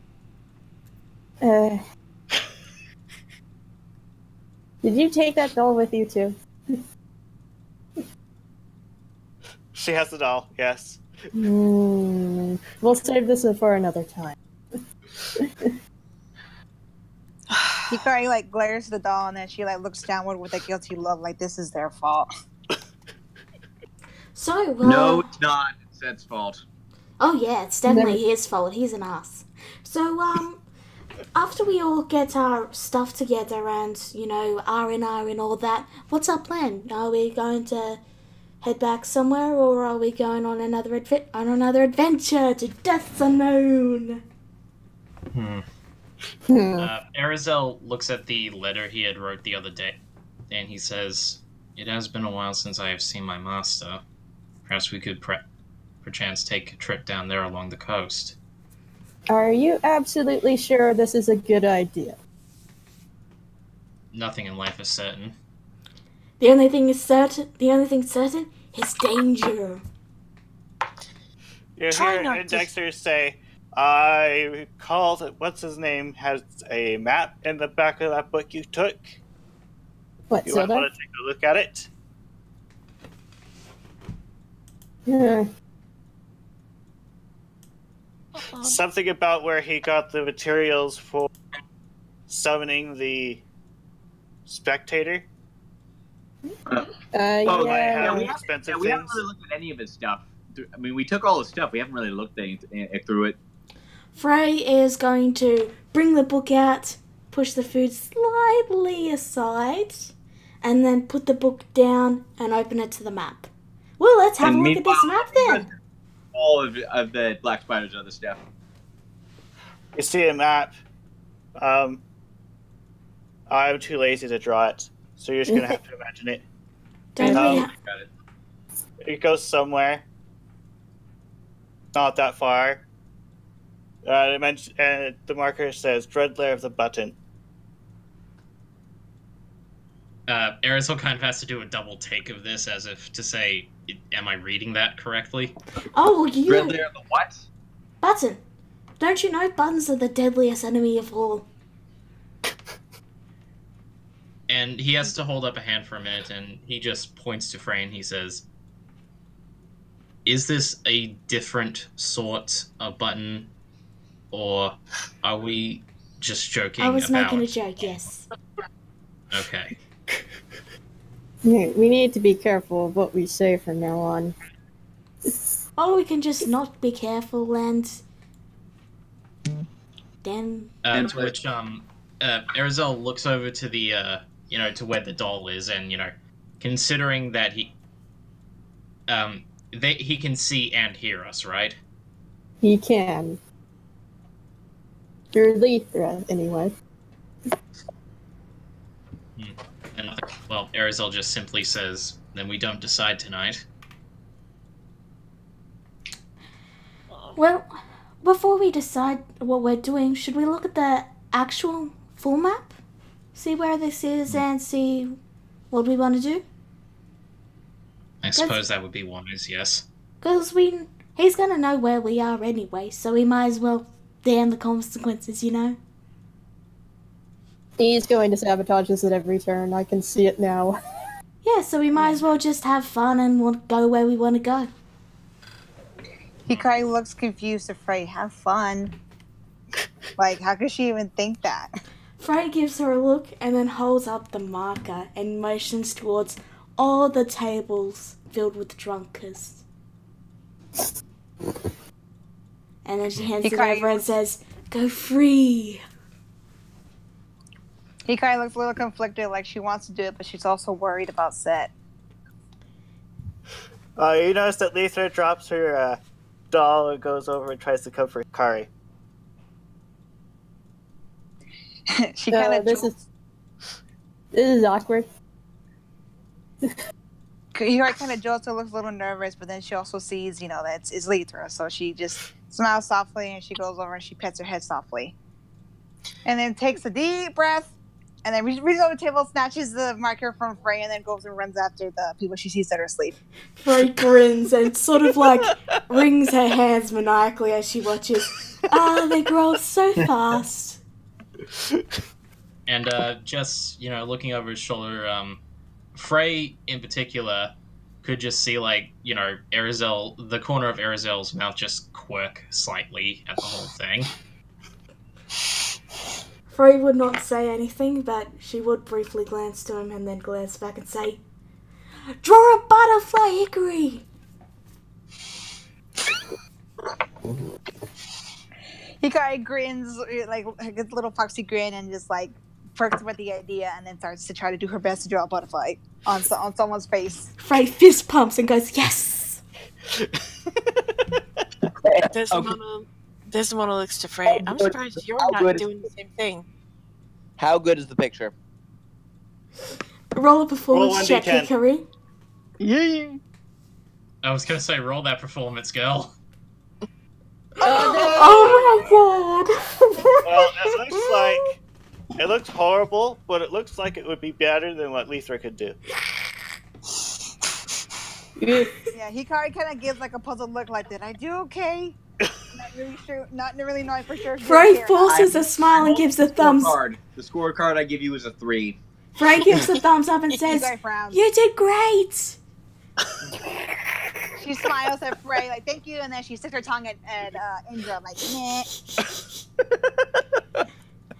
Frey then turns to Desdemona and says, "The reason I have not is because I'm waiting to draw on you. On guard." And Frey leaps out of her chair and dashes over to try and draw on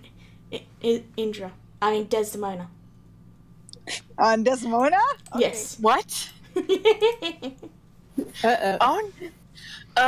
What can I use to, You can just say you're not. Frey's not really attacking. She's just trying. I mean, can I do like some sort of dexterity to dodge out of the Sure, way? you can. Mm-hmm. You don't even have to roll, really. Dex save.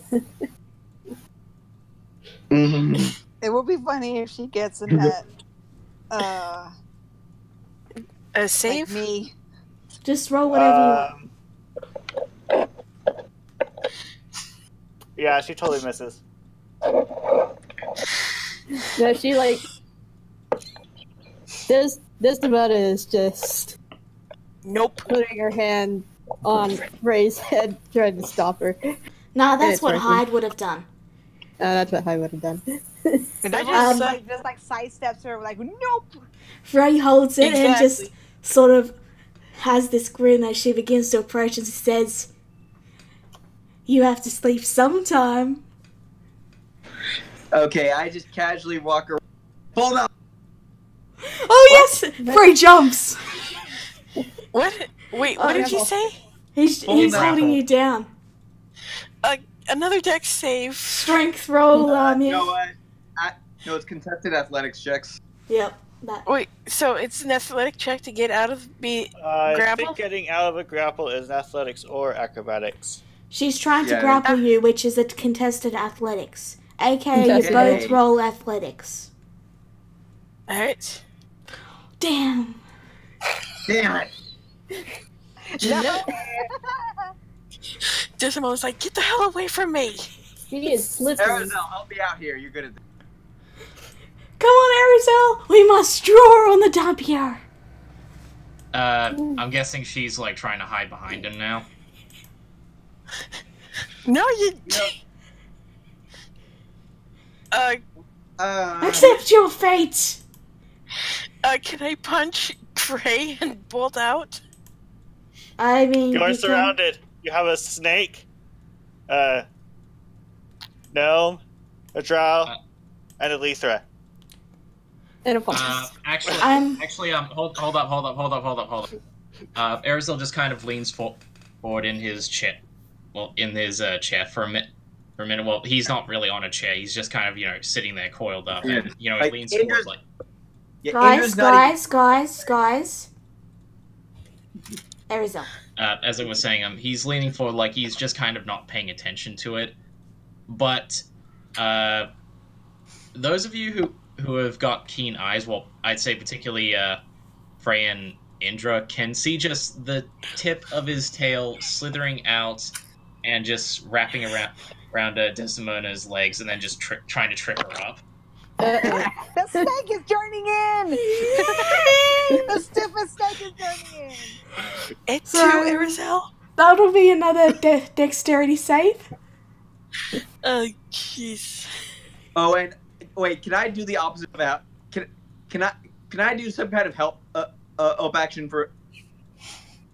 I was about to say, could I do the opposite of help action to give her disadvantage by like trying to grapple her again or something? Sure. Yeah, I would Wait, say so- roll again.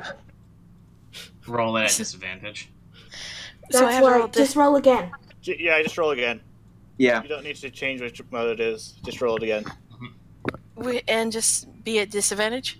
Just yeah, basically, roll again. Roll again and pick whichever one's lower. Yeah. Wow. Actually, technically speaking, her first two rolls were 24 and 22. Okay, she still saves. Like she is just matrix dodging. Okay, now, Dream, you asked if you can Yeah. punch Frey. You can. That'll be just a 1d20 because you're unarmed and you're not proficient with that. Alright, 1d20. Oh. That's a miss. Dang it! Oh, She's too short. Simona, just know you started this bar brawl. No, you did. The pen must be touched to the skin! You threw the first punch. And I'm going to punch her recklessly. Oh my god. And I'm gonna try and duck. Oh wait, Wow. I punch her through the wall. Oh, you I think the wall is more sturdy than that. Well, she's pancaked against the wall.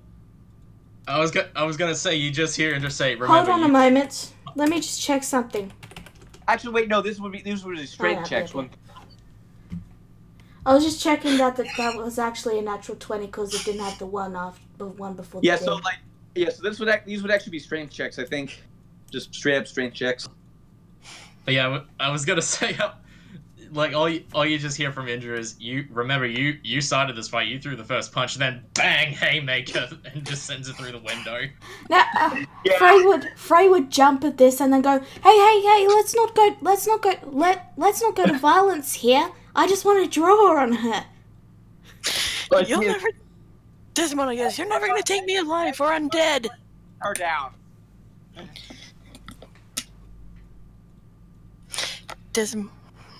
Desmond's saying, you'll never take me alive or undead.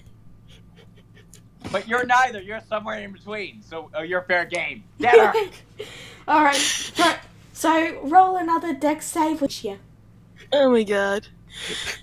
Yeah, like because I'm pinning you down right now. Wow. Oh, damn it. Wow. She is Wow. amazing. All right. So what do you? I'm not gonna give up. You're gonna get tired eventually. All right. So Decimate what are is you? on point tonight. What are you doing to try and escape?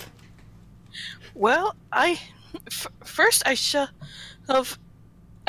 use my boot. I use my feet to, roll Indra off me. Then I jump onto the table. Oh, you better believe that I'm after you. At this point in time, you notice that the little one's trying to get in on it too, and she's on you. All right. So Okay, roll. Try to. wait. I'm out of here. Wait. You have to give us a Yeah. chance to roll. Yeah. Oh. Like I get an opportunity attack of some kind at least. Yeah. So You alright, both- so another grapple attempt. I'm gonna give you advantage because I'm helping. Okay, rolling again. 25. Oh, you gotta be kidding me. Leave me Contested. alone. Just a check. Roll acrobatics twice. I mean, no, roll acrobatics. Athletics. With disadvantage? No, just regular. I gave Indra advantage, so it's just regular. Oh my god! What? Go, Ramona!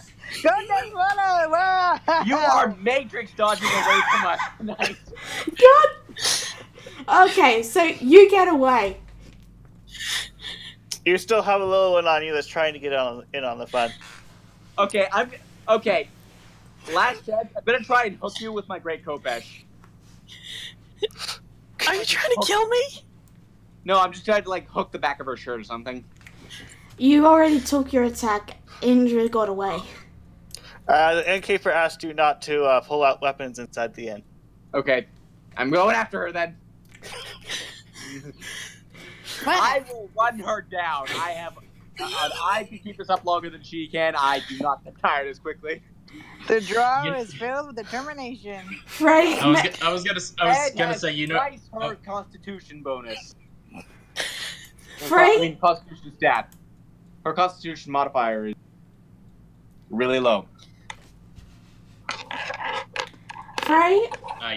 does not follow, actually. She moves to sit back down and looks to Arizel and just gives a laugh. So, how did Desta want to start all of this?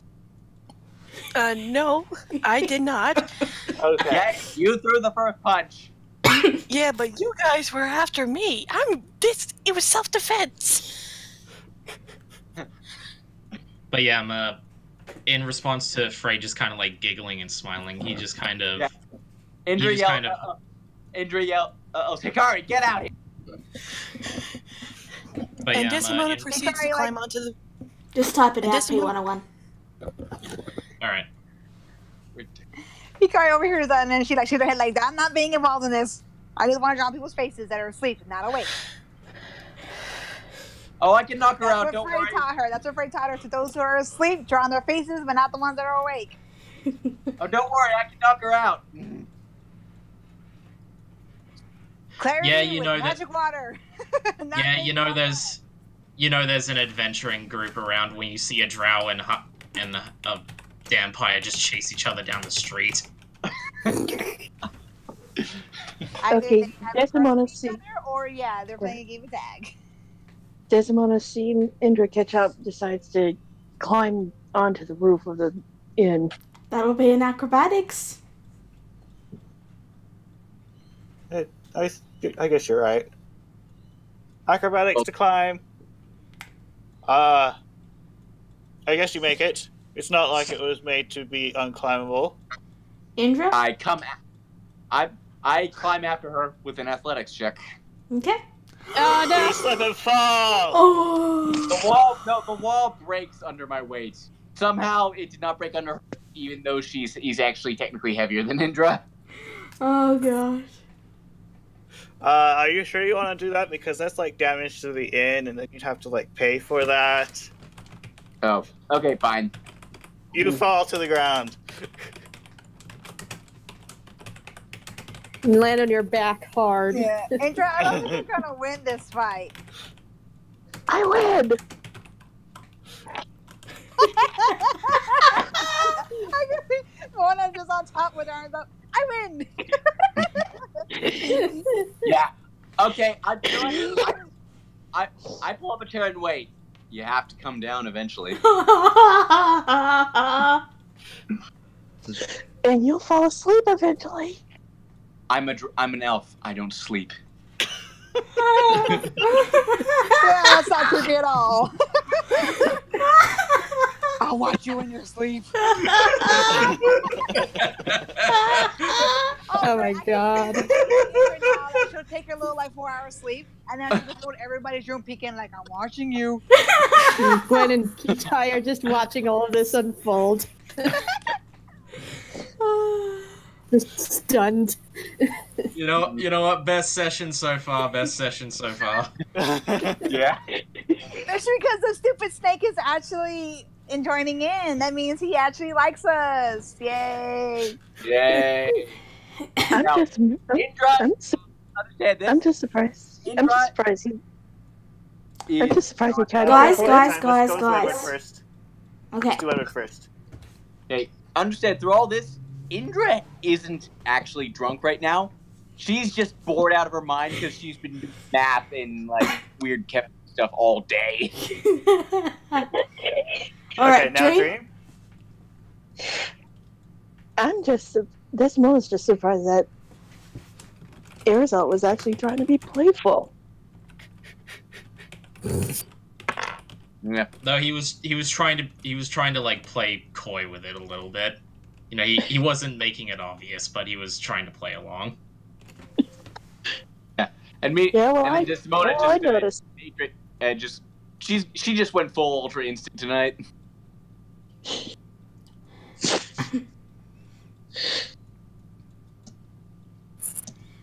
Well, she has her pride.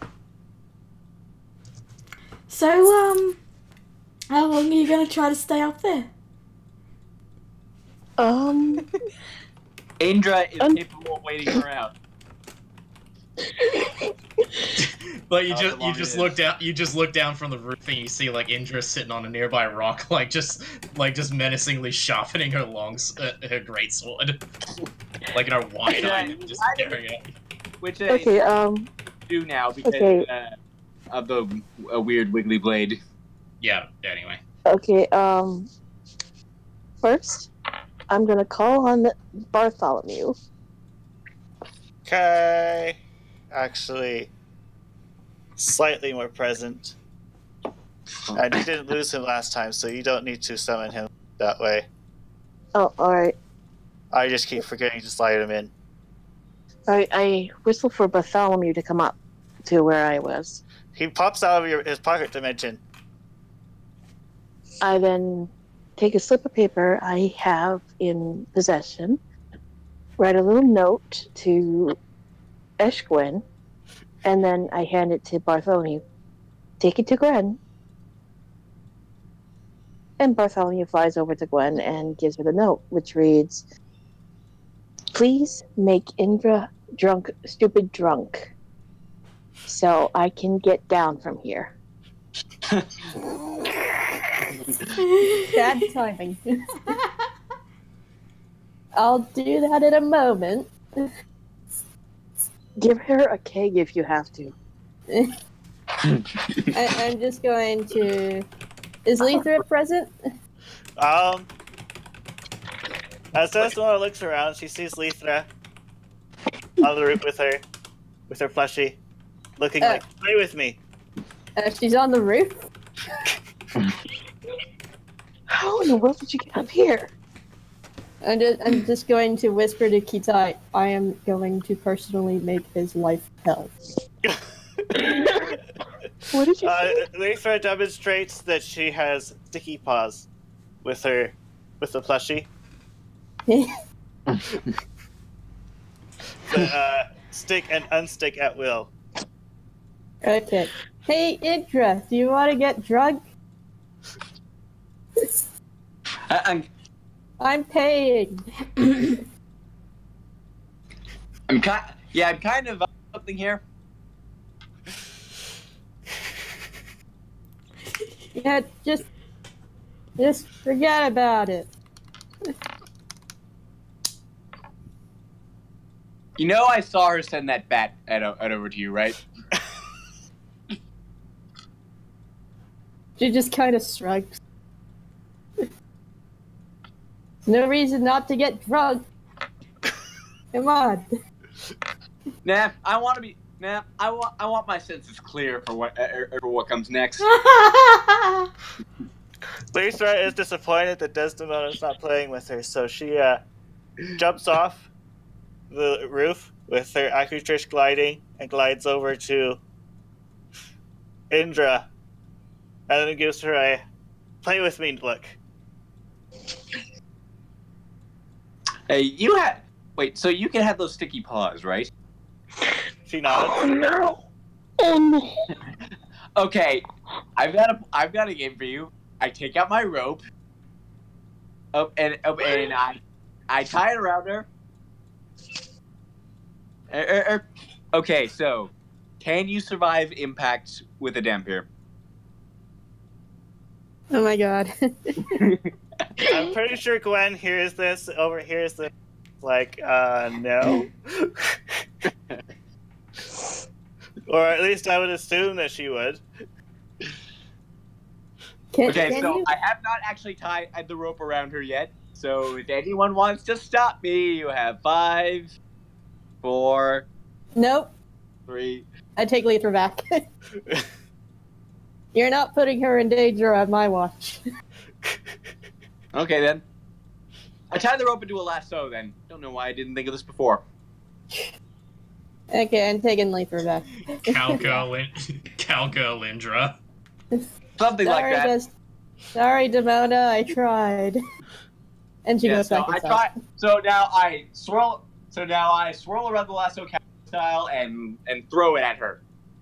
Now, IRL, I actually have no idea how to do this. What do I roll to see if Indra knows how to do this?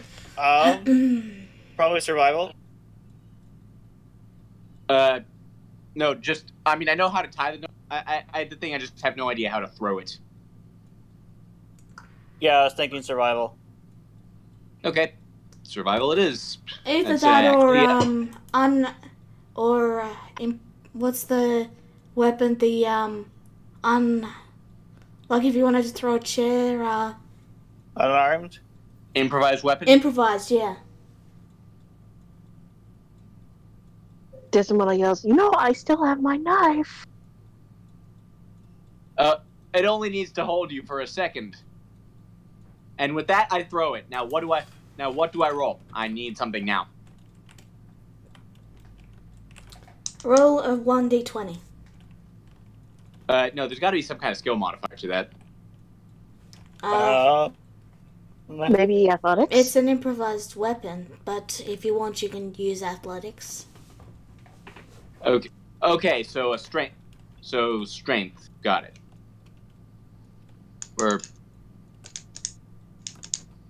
That's not what I would have expected, but okay. Athletics, I mean, you're trying to throw it. Either way, I don't think I got her. This amount of grins. You Oh, yeah. missed! You managed to lasso the chimney. I see this and I see this and I cut the rope with my dagger. How do I get up there before she's able to saw through the dagger? I mean, saw through the rope. Indra, make an athletics check. Does it want to make a survival check? Yeah. Actually, I would probably say this is contested, contested at, dexterity because it's who's faster. I guess that's true. Dexterity for me or for Indra? For both. Just straight dexterity, not save. Straight dexterity. Dang it! On your way. It's matched. Oh, but she rolled a nat 1. Well, she rolled a nat 1, so you tripped on your way there, and almost fall off, but somehow you managed to get to the rope and cut it before Indra gets up it. What? But, huh? But it's tied. Wait, it's a tie. This is true. But she rolled a nat 1. Oh, yes. I'm thinking. The nat 1 would fail in this instance, wouldn't it? Yeah. Nat 1s Okay. and nat 20s are kind of like special. Okay. I guess we can do that in this case. They usually don't override on skill checks, though, like they do on attacks. Well, either way, it's tied, so what would you do with a tie? It's That's a tie. true. Okay. It's up So to you. Andrew got up to the roof. No. What happens is Desdemona like trips, falls over, so saws through it, and like stands up triumphantly, like haha, the rope sawed, and it's pretty on the. Okay, so Indra's on the roof? Yep. Alright, I'm gonna, run and try and leap toward the next roof. Oh, this is Assassin's Creed chase now. Yeah. Oh, boy. Just a moment. Let me take a look at that. This is probably illegal, by the way, just so you're all aware. Probably very illegal, yes. Which direction are you going? North, east, south? Wherever's the closest roof. Closest roof is northeast. Probably a good thing the twins aren't here to watch this because this is a really bad influence for them. Oh, don't worry. The noise will probably wake them up, and they'll come out to see what's going on. It's a 12-foot jump. They're not asleep, but okay. I can make that without any. Do I make an acrobatics or an athletic check? That would be You could acrobatics. probably make a long jump that far. That's what you can make with a running jump. What? You can make a distance equal to your strength modifier with a running jump. Strength modifier with a running jump? I mean, not strength modifier, strength score. Oh, strength score. Yeah. So I just click strength to try and get across? What's your strength score? Yeah, like what's the stat? 14 with a +2 modifier. 14? She has a strength of 14, so she. You barely make it across. Yeah. My strength is 19, so so Indra's jump was bigger than yours, so she's out in front of you. Oh, shit! Swear! Swear word!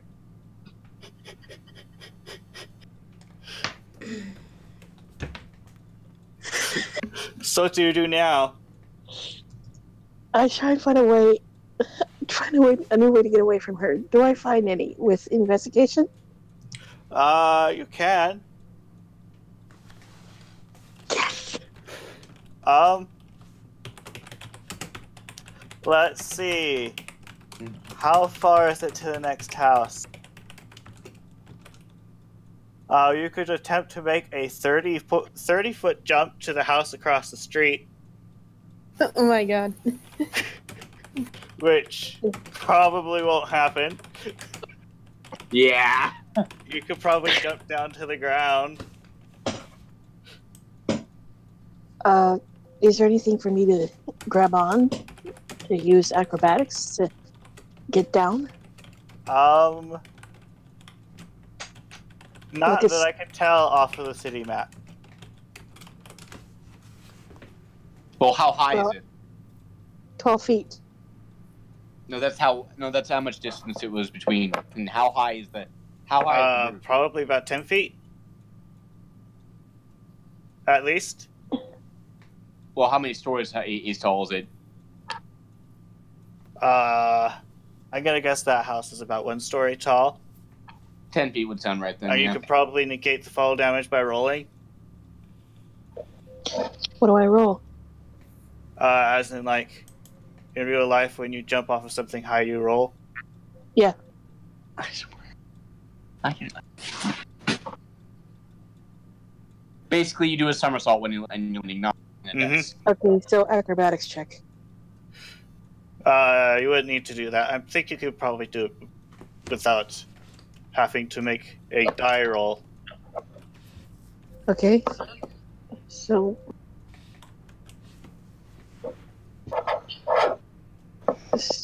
So do I roll a die or? No, you just get down. You just jump down. Alright. I jumped And then out your and character run like. rolls. And then you run away. I hop down on superhero landing and take off after. And I take no damage because I have that ring of feather falling. Are you pursue her then? Yep. I will drag her kicking and screaming to have her face drawn on. You'll never take me. I then run into the forest. You're running into my turf there, you know that, right? The darkness is mine. I That's what it guys. says. You know that, right? We got Batman versus Superman here. Okay, this might actually end up having combat in it, given that the barbarian and the rogue just ran off alone. Yeah, I was gonna say the barbarian or the rogue just ran off into the middle of the woods playing grabber. Yeah. Let's see. Speaking of, I moved the barbarian and the rogue to a different map because apparently they're running around the city. Yeah, pretty much. What do I roll to hide in a tree?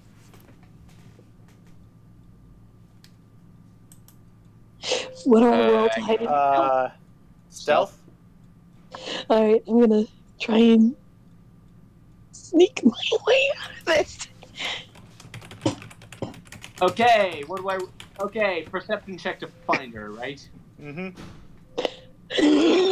Someone is gonna have to give up sooner or later. I do not find her. You successfully lose her. You have no idea where she went. Like this one is like, bye, and disappears. And while she's trying to look for me, I make my way back to the end and then lock myself in my room. Roll me 1d20, Dream. Okay. I'm still looking for her in the woods. So I'm trying to catch up on the text feed at the moment. Gwen's just get asking a bird to send a message. With a level 2 spell called Animal Messenger. Okay. Don't you dare! No, this is a bit more important than that. Oh. Yeah. Alright, so you're not ratting me out. I'd say with this. So the bird comes. Mm-hmm. Okay. I'm gonna know. So I need you to send me a message. Is that alright with you? Bird's like, okay. Okay. So she's basically going to ask for one of her druid friends to help her out. Okay. Yeah. Just trying to explain it in as little words as possible. In up to 25 words. Okay. Since you're sending from you to you, I'm going to just say you know what the message is. Okay. So. Can you send the bird off? And I send the bird off. Okay.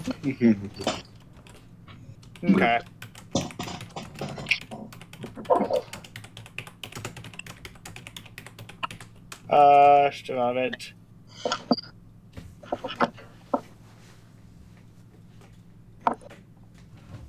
Right? Yeah. Just about reading. Anywho. So the bird takes off.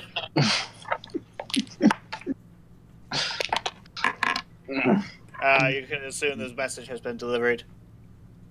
It'll take a while for them to reply back. Brain? Yeah. And I also whisper to it. Lithra isn't listening. What do you say? Do you say anything, or is it just a you to you message? I say, I need help with some curse removal. Something powerful. Please help. Okay. Alright, so Brain? Mm-hmm. I'd say with the 16, Dream probably got back, and I'm not sure what Wedwed is doing. He's probably still looking for her. And at that point, Indra walks back in with a brace of rabbits.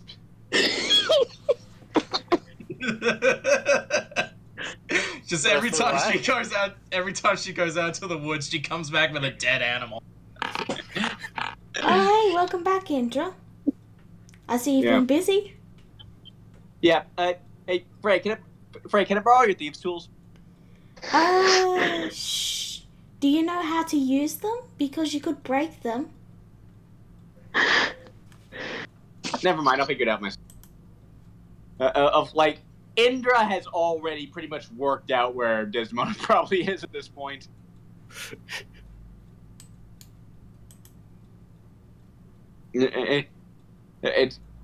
And out of character, it's because I saw Desdemona, the chat feed, and I really want Desdemona to end up trying that sleeping potion on Indra.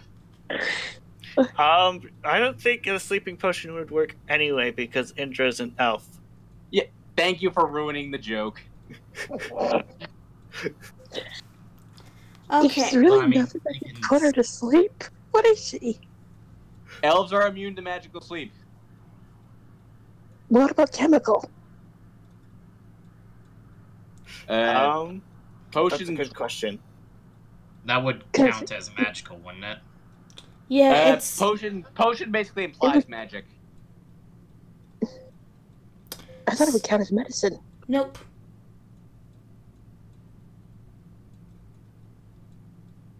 Elves are descended from Fae. They basically start out as half-breed human Fae, I think. Possibly, maybe. I don't know. And a point being is that you live extremely long and you can't be put asleep without your consent. Yeah. Well, you can't sleep at all, in fact. You don't need it. Well, I can sleep, I just don't really need to. Yeah, that's why I said you don't need it. Yeah. Right, I should probably move you two back. Yeah, like, at this point... Okay, you've been moved back. And wait up, who's Desdemona's bunkmate? I'm my own bunkmate. Oh, so you don't have it. Oh, you don't have. I kind of just assumed that we all had our own individual rooms. I was going with the arrangement that you guys started with. Well, I don't remember what that was though. The twins have to share. Twins always have to share a bed. So there's the twins, Gwen, and someone else in one room, and then everyone else in the other room. So that's what it was? I don't remember if we ever really settled this. Regardless, Let's just say everyone except the twins and Gwen got their own private rooms, because I remember Gwen saying she was in the same room with the twins. Okay. Eventually, Indra's gonna get bored and just leave a note on out on the door, as saying, "You win this night. Sleep with one eye open." and the note's pinned to the door with a dagger. Sure, why not? All right. You think the inn would appreciate that you stabbed their door with a dagger? Fine, Slip it under the door. Yeah. Okay. So before we end this night, we've just got to wrap up Hickory and Katai's conversation. Hickory and Katai's conversation. So, go right ahead. If you want to switch from chat to talking. Well, basically, we're just kind of talking about whether if we should really like trust you guys or not, to like actually hope that you guys maybe can beat Set. It's not so much that Katai's wondering whether he can trust them or not. He trusts them. He trusts them that they'll be able to keep the twins safe. But he's wondering, his whole dilemma right now is should he really be staying with them, knowing how much danger he's putting them in?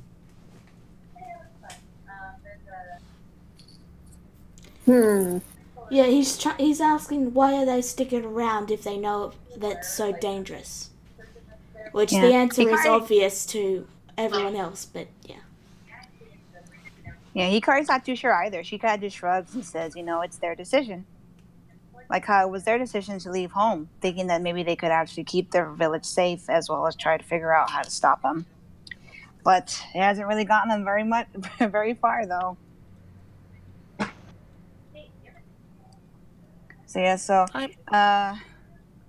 Hikari kind of like tries her best to reassure Kitai, like they've gotten this far and have no results. She's still silenced. Apparently, Set is still watching them. So now she kind of, even if she isn't so sure, she motions to Kitai that maybe they should start actually relying on others now, even with the danger. I'm gonna need some time. I want to talk to the others first. That be all right? Hikari gives what looks like a laugh, even though nothing comes out, and she gives him a look like, "Of course." Like, why would he even ask if that was okay? All right. Katai then goes up to Arizal. Oh, he's the first person Kitai sees. He's here, and he goes up and says, "Mr. Arizal." Yes. I've been meaning to apologize. What for? You see, when we first met, Hikari and I, we were distant from you, afraid of you. Stupid snake.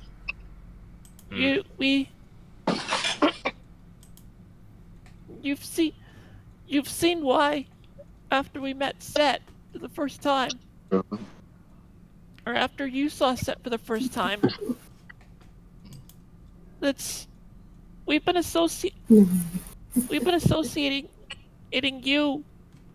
We've been associating you with all the horrible things that he's done to us, just because you look like him. And I want to apologize for that.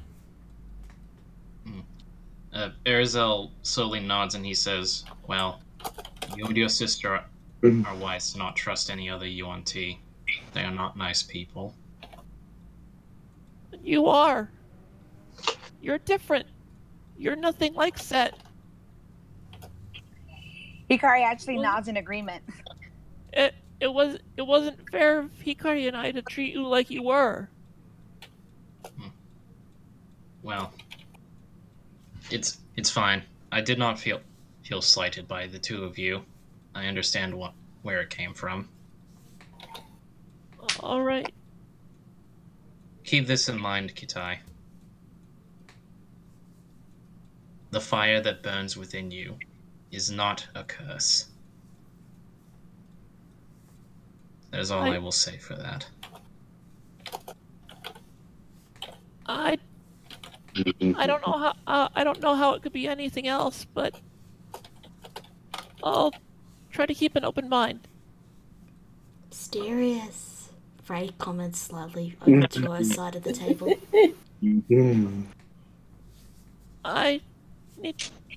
I'm gonna go find Desdemona now. Well, have a peaceful rest tonight. Thank you. You too, Mr. Urzel? Yeah, sleep well, you too. You too, Miss Frey. Yeah, right before Hikari falls after Kitai, she stops for a second and then she goes over to Arizel. And real quick, she draws on his arm a little heart and then drops the marker on the table and then runs away. Frey, both in character and out of character, goes, "Aww." Kitai looks through the rooms. He finds the one that he knows belongs to Desdemona, and he tries to get inside, but finds the door is locked. So he knocks. Desdemona, are you in there? Is Indra out there with you? No. Then yes. Can I come in, please? Give me a moment. And then move the bed aside, unlock the door, and motion the two in while keeping an eye out for the crazed drow. Hikari looks kind of confused why she looks so defensive. I guess that's the word, yeah. And then just follows in.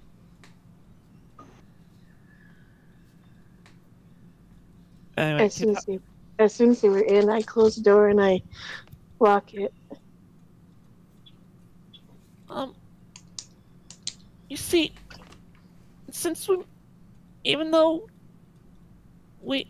ever since we met, even when Hikari and I were complete strangers to you, Gwen and Indra, you've been really kind to us right from the start. I've been wondering why.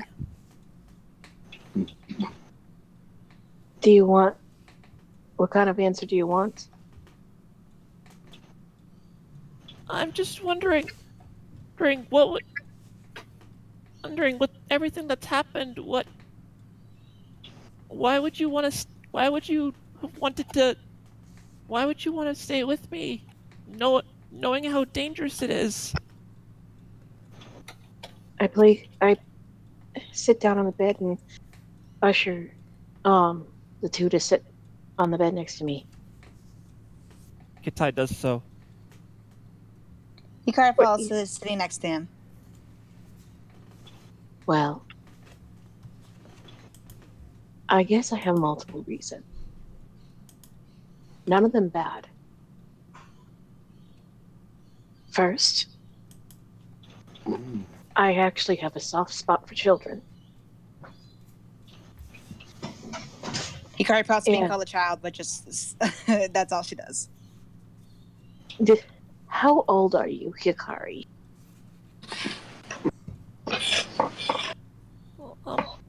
Hikari and I,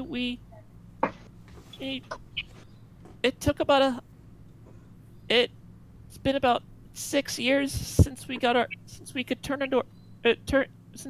human forms, so I'd say about 106. Do you know how old I am? I am 337. Wow. Yeah.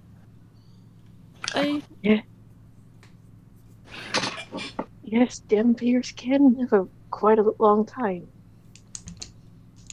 In truth, though, in a way, everyone is basically a child when you are considering age comparison. But there's another thing. You two remind me of my own son. Kitai's ears perk up at this, and he says, You have a son? Had a son. He passed away last year due to old age. I'm And sorry to hear that. it's alright. I then show them my locket and Uriel's picture. In a way, I see the three of you kind of similar. Two of us? Uriel was... You mean the two of you? What? You mean the two of you? Well, The three of us. I'm talking about the twins and Uriel.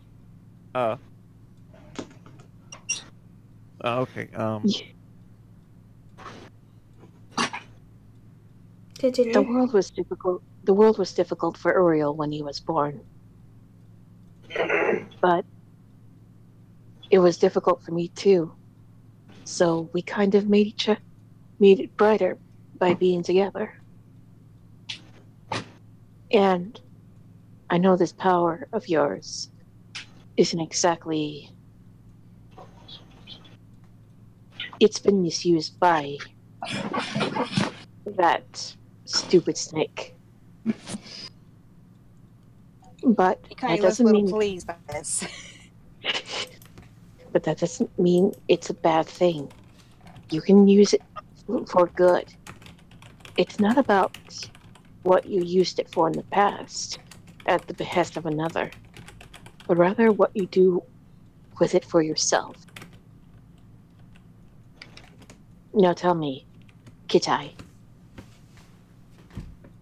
if you were given a choice... No, scratch that. You have been given a choice to do what you want with your gift. Tell me, what do you want to do with it?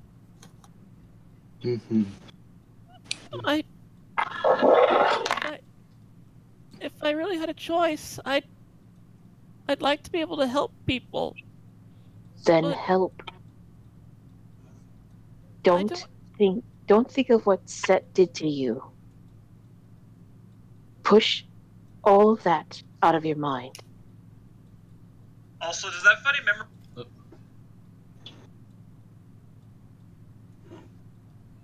What was that? Sorry, Sounds like somebody booted up an old video of ours. Yeah, sorry, that was me. I was trying to pull up the YouTube tab, but I hit that by mistake. Voices of the past. Moving on. I completely broke the flow of that. I apologize. Don't worry about it, Pete. Okay, so where was I? Where were we? What do you want to do with it? Right. Don't think of anything regarding Set.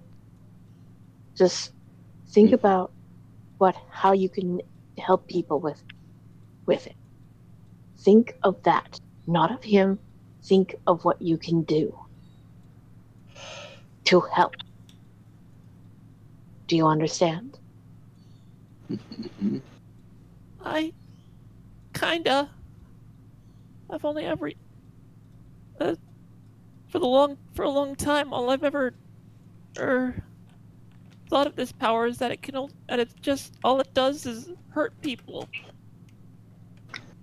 So sometimes fire can destroy, but it can also create.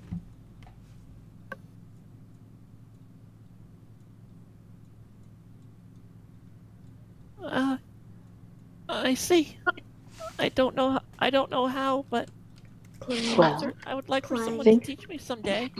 Clang. It seems someone wants to talk to you. Look, just think about what I've said. I don't like what Set did to you. In fact, I want to tear him limb from limb and inside out, as much as everyone here does. But you don't need to be afraid around us. And if you need, whenever you need to, you can always come to us. And then pat him on the head. Desdemona? Hmm? You said I remind you of your son. Does that mean being with me makes you happy? Yes, it does. Mm-hmm. Then I'll... Then I'd like to stay with you. You make me happy too. You all do. Some of us for reasons than others. Yeah, Hikari grins and like nods slowly, like she also agrees, even if she's a little afraid. Well, Desmond smiles. Well, I'm glad to hear that. Now, do you wish to speak with the others? Otherwise, I suggest heading off to bed. It's pretty late. Yeah, Hikari glances to Kitai like, do you have your answer now? Yeah. Yeah, I feel better now. Thank you. Yeah, Desmond Hikari nods in agreement too. Desmond then unlocks the door, allowing them to exit. Feel free to come to any of us anytime. I will.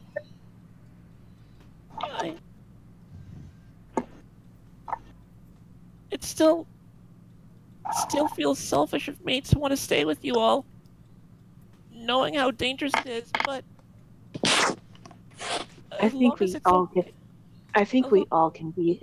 I think we all can afford to be a little selfish. Well, and as long I as know you're you want to go home, but until we can figure out how, I don't think any of us would mind if you stayed with us. Well, yeah, as long as you're okay, as long as everyone's okay, even considering Set, then I guess I'll be okay too. Again, don't think about Set. Think about something happy. I didn't look to Hikari, like your sister's music. Hikari smiles happily and like holds up her flute. Okay. Oh. Good night, Desdemona. Good night. And as soon as they leave, I lock the door. Keep the drows out. Keep the drows out.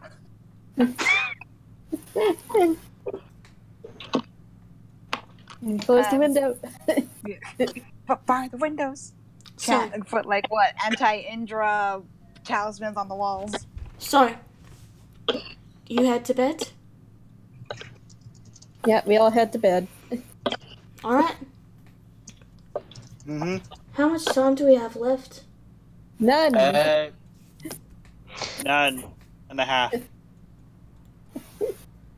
9.5? Like, are we over the time or? Yeah, Yes. we're 2 minutes over time. 4 minutes. Oh, not too bad. We started at the past, remember? Yep. Okay. That was fun. The Dampier managed to get away. For now. That was a great session. I am sad you didn't go to the place. What place? We just got back from doing 2 dungeons. We're gonna take time to relax. That's true. In a row. I was half expecting acting like some kind of horrible monster to burst out on us while we were like romping around the woods. All right, I so think what I did was just I got like a few trees ahead, and then I climbed the tree and waited until you went past and went holy cow. So- like, And I told her, one Yeah, like that chase scene was every Assassin's Creed chase scene ever. and I just adding one little thing that I forgot to add from the last conversation. And after Desdemona had confirmed to Kitai that having him around makes her happy, he gave her a hug. Aww. Ah. all right, so I'm gonna start wrapping up the stream. Thank you all for tuning in. I hope you enjoyed the session. We will see you all next week or at Friday, depending on who we're talking about in particular. Anyway, bye Until bye. time. goodbye. Bye. Bye. Bye. A long Bye. time ago, in the deepest parts of the Feywild, there was a fox. This fox wandered the Feywild, searching for the one thing he'd ever wanted, a friend. Try as he might, he never could find this friend. All his life, he knew only loneliness. Finally, the fox gave in to despair and spent the remainder of his days crying. He cried for so long that his eyes turned red and his body went dry, until finally he died as he had lived, alone. So heartbroken was he from loneliness that his very soul split into two. These two halves of his soul reincarnated into two new foxes. They were born together, and so would know one another all their lives. And in his rebirth,